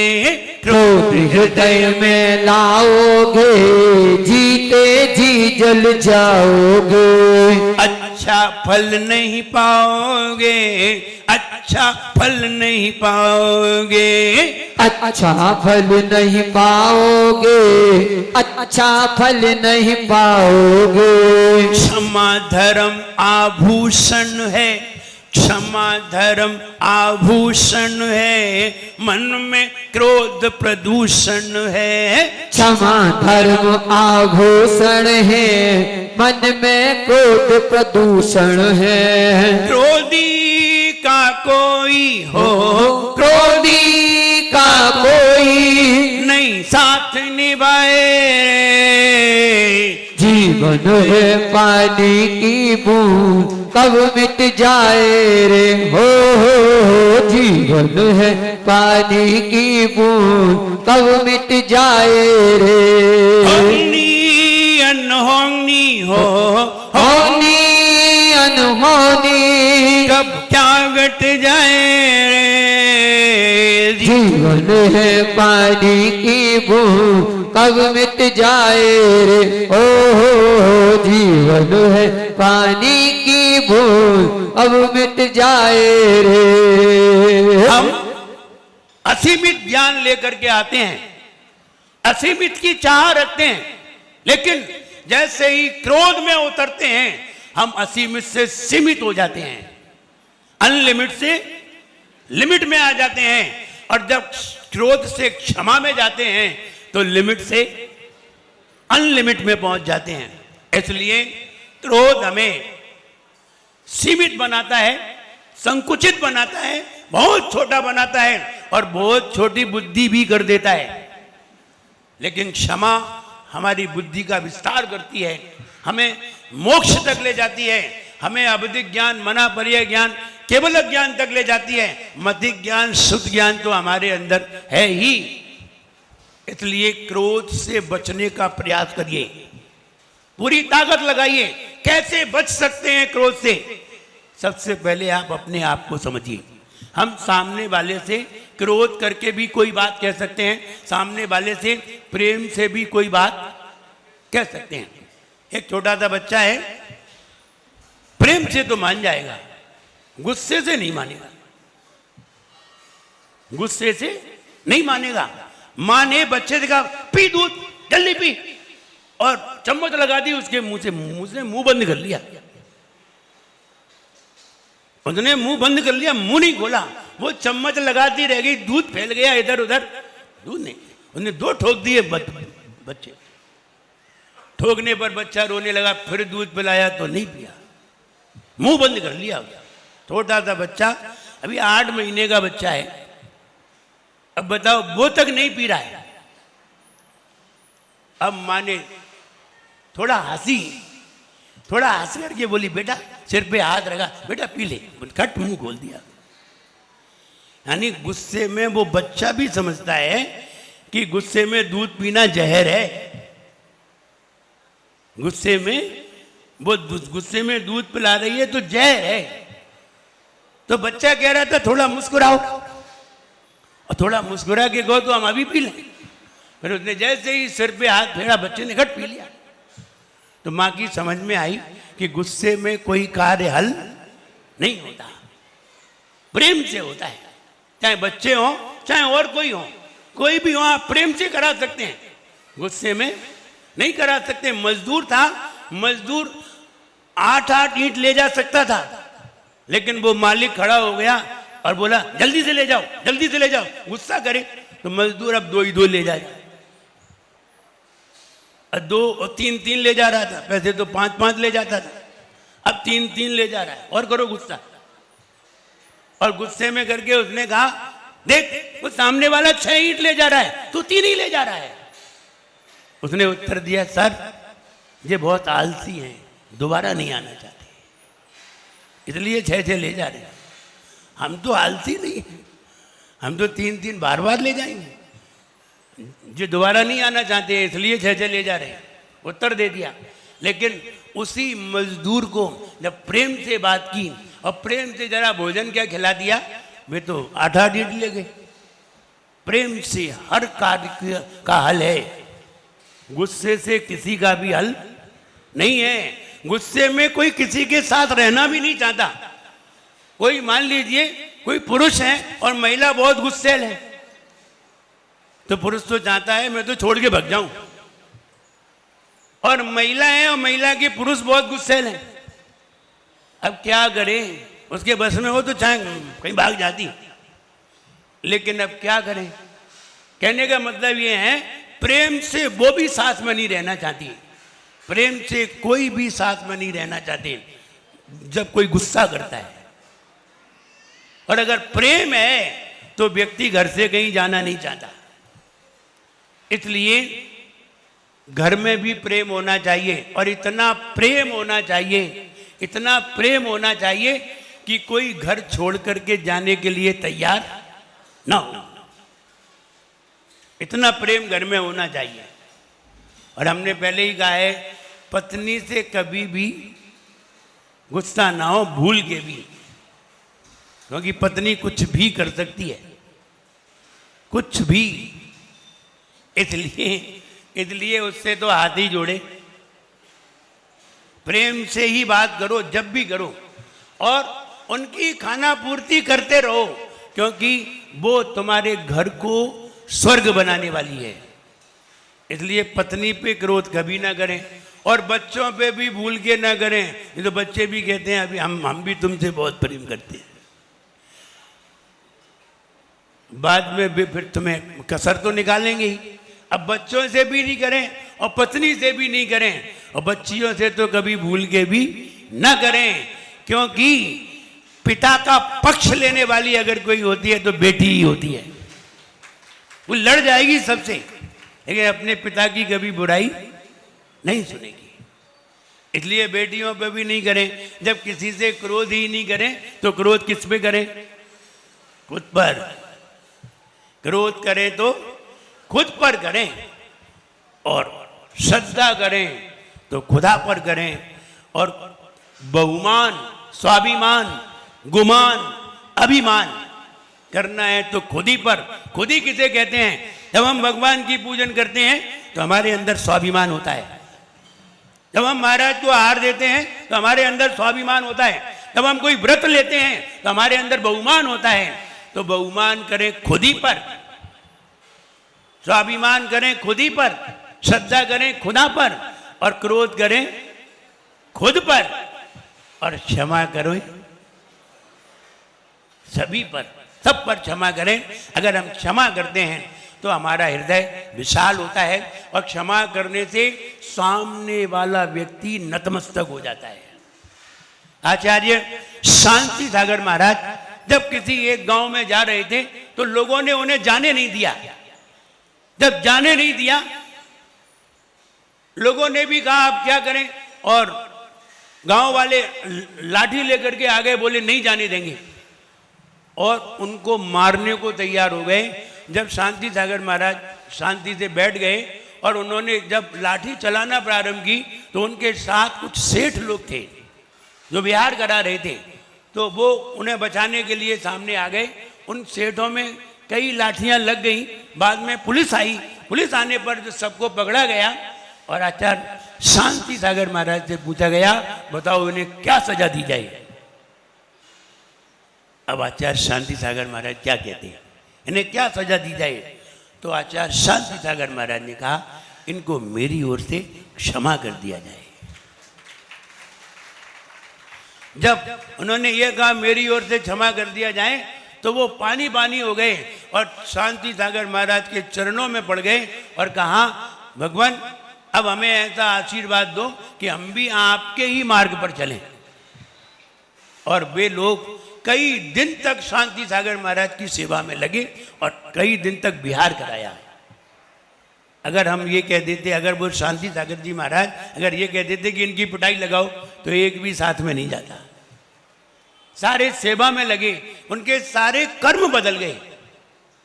तो हम ये कहें बड़ों का काम ही है छोटों को क्षमा करना।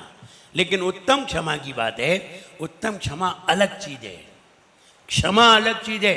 जब कोई व्यक्ति आपके बाजू से निकलता है और आपको कहीं उसका पांव लग जाए, तो वो धीरे से आपकी पीठ पे हाथ रखता है, आई एम सॉरी। लेकिन अगर वो आई एम सॉरी नहीं कहता तो फिर तुम बोलते, बोले फूटी है क्या, फिर तुम बोलते। अगर वो नहीं बोला तो तुम बोलते, तो तुम्हें गुस्सा आ जाती और गुस्से में लड़ाई भी हो जाती। और अगर उसने सॉरी बोल दी तो कहते नो मेंशन। तत्काल क्या बोलते हैं, उसने कहा आई एम सॉरी, तो क्या कहते हैं नो मेंशन, यानी आई एम नो टेंशन, यानी हमें भी टेंशन नहीं है और कोई बात नहीं है, कोई बात नहीं, निकल गया। लेकिन अगर वो ऐसा नहीं बोलता तो तुम्हें भी गुस्सा आती, क्रोध भी हो जाता। अब वहां क्षमा की बात है। अगर हमने क्षमा कर दिया तो सामने वाला व्यक्ति भी हमसे परिचित होता है और हम भी उससे परिचित हो जाते हैं। इसलिए हमें क्षमा गुण ही लेना चाहिए। क्रोध तो जीवन में कभी लाएं ही नहीं। क्रोध हमेशा हानिकर है, अंदर की शक्ति को जलाता है, ज्ञान की शक्ति को जलाता है। जो तुमने पहले याद किया था सब भुला देगा, सब नष्ट कर देगा। इसलिए जैसे भी बने क्रोध से बचना चाहिए, जैसे भी बने क्रोध से बचना चाहिए। और अगर नहीं बचे और फंस गए तो क्रोधी की कोई भी सहायता नहीं करता, यहां तक कि भगवान भी। श्री कृष्ण जी भोजन कर रहे थे और जब भोजन कर रहे थे तो थाली आ गई, थाली में से एक गिलास उठाया और एक गिलास उठा करके सब्जी से लगाया और मुंह तक लाए और मुंह तक ला करके फिर थाली में ही रख दिया। और थाली में रख करके वो थाली से खड़े होकर के चल दिए। रुक्मणी ये सब देख रही थी। उसने कहा भगवान क्या बात है, पहली बार देख रही हूं कि आपने गिलास उठाया, सब्जी से लगाया, मुंह तक लाया और मुंह में ले नहीं गए और फिर गिलास थाली में रख दिया और उठ करके आप चल दिए और चल करके गेट तक गए और फिर लौट के आ गए और फिर लौट के आए, फिर थाली पे बैठ गए और फिर खाने लगे। रुक्मणी ने जब ये बात पूछी क्या बात हुई, मेरी समझ में नहीं आया, हम पहली बार ऐसा देख रहे हैं। तो श्री कृष्ण बोले कोई बात नहीं, अब वो स्वयं ही जिम्मेदार है। बोले कौन जिम्मेदार है, यहां तो कोई है ही नहीं। तो उन्होंने कहा मेरे ज्ञान में ये बात झलक रही थी। एक मुनिराज थे, मुनिराज को कुछ बच्चे पत्थर मार रहे थे और पत्थर मार रहे थे, तो मेरा फर्ज बनता है कि मुनिराज को कोई भी घात करे तो उन्हें बचाना मेरा फर्ज बनता है। लेकिन जब वो पत्थर मार रहे थे तभी मेरे हाथ में गिलास आया और मेरे ज्ञान में उनकी तस्वीर आ गई कि मुनिराज को दुख है, हमारा खाना खाना उचित नहीं है और हमने गिलास को यहाँ से ला करके थाली में रख दिया। पहले मुनिराज को बचाना श्रेष्ठ है और हम बचाने के लिए गए। बोले गए थे तो फिर लौट क्यों आए। अब वो वृत्तांत जाता है कि गए थे तो लौट क्यों आए। तो उन्होंने बताया कि जब हम जा रहे थे तब मुनिराज को बच्चे पत्थर मार रहे थे, लेकिन जब हम गेट तक गए तो हमने हमारे ज्ञान में आया, देखा हमने ज्ञान से कि अब मुनिराज ने खुद ही पत्थर उठा लिया था, मारने के लिए खुद ही पत्थर उठा लिया था। और जिन्होंने खुद ही पत्थर उठा लिया है अब हमें उन्हें बचाने की जरूरत नहीं है। हम तो उन्हें बचाते हैं जो किसी के लिए कुछ भी, किसी के लिए कोई भी क्रोध नहीं करते, किसी तरह का गुस्सा नहीं करते। हम तो उन्हें बचाने के लिए हैं। अब हम उन्हें नहीं बचा सकते क्योंकि उन्होंने खुद ही क्रोध करते हुए पत्थर उठा लिया है। क्रोधियों की सेवा हम नहीं करते, हम क्रोधियों की रक्षा नहीं करते, हम क्रोधियों को बचाने के लिए नहीं जाते। जो क्षमाशील होते हैं उनके लिए हम हमेशा खड़े रहते हैं। और वो लौट आए तो रुक्मणी ने कहा ये तो आपके ज्ञान की बात है, मेरे ज्ञान की बात नहीं है, इसलिए आप ही बता सकते हैं। तो हम ये कहें, क्रोधी की पड़ोसी भी रक्षा नहीं करता और क्षमाशील की भगवान भी रक्षा करता है। इसलिए अगर भगवान से अपनी रक्षा चाहते हो और भगवान से स्वयं अपने आप में भगवान को स्वयं में पाना चाहते हैं तो आप क्षमाशील बने। और उत्तम क्षमा की बात है तो आप वो सामने वाले व्यक्ति का पांव लगा, उसने आपसे सॉरी बोल दी, ये उत्तम क्षमा नहीं है। और आपने पड़ोसी से कह दिया भैया क्षमा हुआ, उत्तम क्षमा, उत्तम क्षमा, ये उत्तम क्षमा नहीं है। ये तो आपस का व्यवहार है। उत्तम क्षमा बहुत ऊंची चीज है। ऊंची चीज ये है कि हम शांति से बैठे थे, हमारी कोई गलती नहीं थी और हम ताकतवर भी थे, कमजोर भी नहीं थे। कैसे थे? ताकतवर भी थे। हम ताकतवर भी थे, कमजोर भी नहीं थे और मेरी गलती भी नहीं थी। सामने वाले व्यक्ति ने मुझे गाली दी, सामने वाले व्यक्ति ने मुझे ताली दी, सामने वाले व्यक्ति ने पत्थर मारा, सामने वाले व्यक्ति ने बुरा भला कहा, मुझे डंडा मारा, लेकिन फिर भी हमने उसे माफ कर दिया। ये उत्तम क्षमा है। गलती मेरी नहीं, ताकतवर मैं, और मेरी गलती नहीं है और ताकतवर भी हूं, और फिर भी गलती सामने वाले की है और हम सामने वाले को क्षमा कर रहे हैं। इसे कहते हैं उत्तम क्षमा। और क्षमा उसे कहते हैं कि गलती मेरी थी, हमने क्षमा मांग ली, इसे क्षमा कहते हैं। ये उत्तम क्षमा नहीं है, क्योंकि गलती तुम्हारी ही थी। उसने आई एम सॉरी बोला है तो गलती उसी की थी। तो जिसकी गलती है उसने सॉरी बोला है तो उसे क्षमा कहते हैं। लेकिन जिसकी गलती नहीं थी और वो ताकतवर है और तुम्हें पीट भी सकता है, फिर भी तुमसे क्षमा मांग रहा है, इसे कहते हैं उत्तम क्षमा।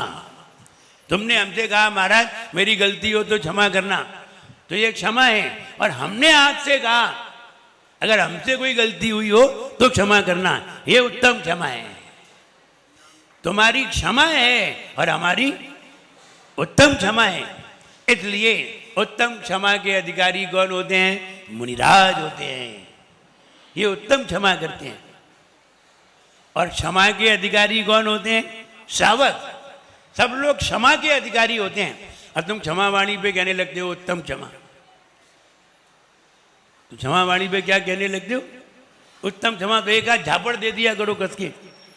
अब देखो क्या कहता है वो, अब वो मांगे क्षमा तो समझना उत्तम क्षमा। तो इसलिए गलती ना हो और वो ताकतवर हो और तब क्षमा करते हैं, तब उत्तम क्षमा होती है। हम ये कहते हैं कि गुस्सा में कभी भी फैसला नहीं करना, क्योंकि गुस्से के फैसले कभी सफल नहीं होते। और जब खुश हो तो कोई बाधा मत करना, वरना तुम्हारा बाधा कभी सफल नहीं होगा। इसलिए क्षमा भाव अपने जीवन में लाइए। कि नहीं, मुनिराज को देख करके और मुनिराज के गुणों को जान करके आप उनके गुणों का चिंतन कीजिए कि आखिर इनकी गलती नहीं होने पर भी ये क्षमा क्यों मांग रहे हैं। ये इसलिए मांग रहे हैं कि जैसे ही हम किसी से क्षमा मांगते हैं तो हम स्वस्थ होते हैं और हमारे गुणों में वृद्धि होती है। और हम गुणों की वृद्धि के लिए मुनिराज बने हैं। हम गुणों की वृद्धि करने के लिए ही संयम धारण किया है। इसलिए संयमी ही उत्तम क्षमा भाव को लाते हैं। वादिराज मुनिराज जिन्होंने राजा को क्षमा किया और राजा ने गलती की और मुनिराज ने उन्हें क्षमा किया। मानतुंग महाराज ने राजा भोज को क्षमा किया और राजा भोज ने उनके लिए गलती की। उनकी क्षमा उत्तम क्षमा है। बाली मुनि ने क्षमा किया रावण को। रावण ने उठा करके फेंकने को तैयार हो गया, लेकिन बाली मुनि ने उसे क्षमा किया। तो यद्यपि मुनिराज ताकतवर थे, लेकिन फिर भी उन्होंने उन्हें क्षमा कर दिया। तो ये मुनिराजों के धर्म है। इसलिए मुनिराज उत्तम क्षमा धर्म का पालन करते हैं। ऐसा धर्म हमारे अंदर भी हो, ऐसी भावना सबको करना चाहिए। ऐसा धर्म हमारे अंदर भी हो कि हम ताकतवर भी हों और सामने वाले की गलती हो फिर भी हम उसे क्षमा कर दें। ऐसा भाव अगर हमारे अंदर आता है तो हम भी उत्तम क्षमा के अधिकारी बनते हैं, और ऐसी उत्तम क्षमा हम सभी के अंदर हो तभी हमारा जीवन आनंदमय, मंगलमय, ताकतवर हो सकता है। तभी हमारे अंदर धर्म के बीज उत्पन्न हो सकते हैं। ऐसा बीज हमारे सभी के अंदर हो। मेरा सबके लिए खूब आशीर्वाद है। सब लोग प्रसन्न रहें, खुश रहें। जय बोलिए उत्तम क्षमा धर्म की।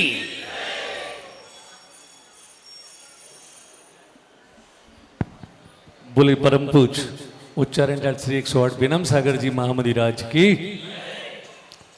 कल का तत्वासूद का अर्घ समर्पण करने का सौभाग्य श्री संजय कुमार जी, नमन कुमार जी सराफ नमन ज्वेलर्स को मिला है। हम सभी उनके पुण्य की अनुमोदना करते हैं। और जो भक्तांबर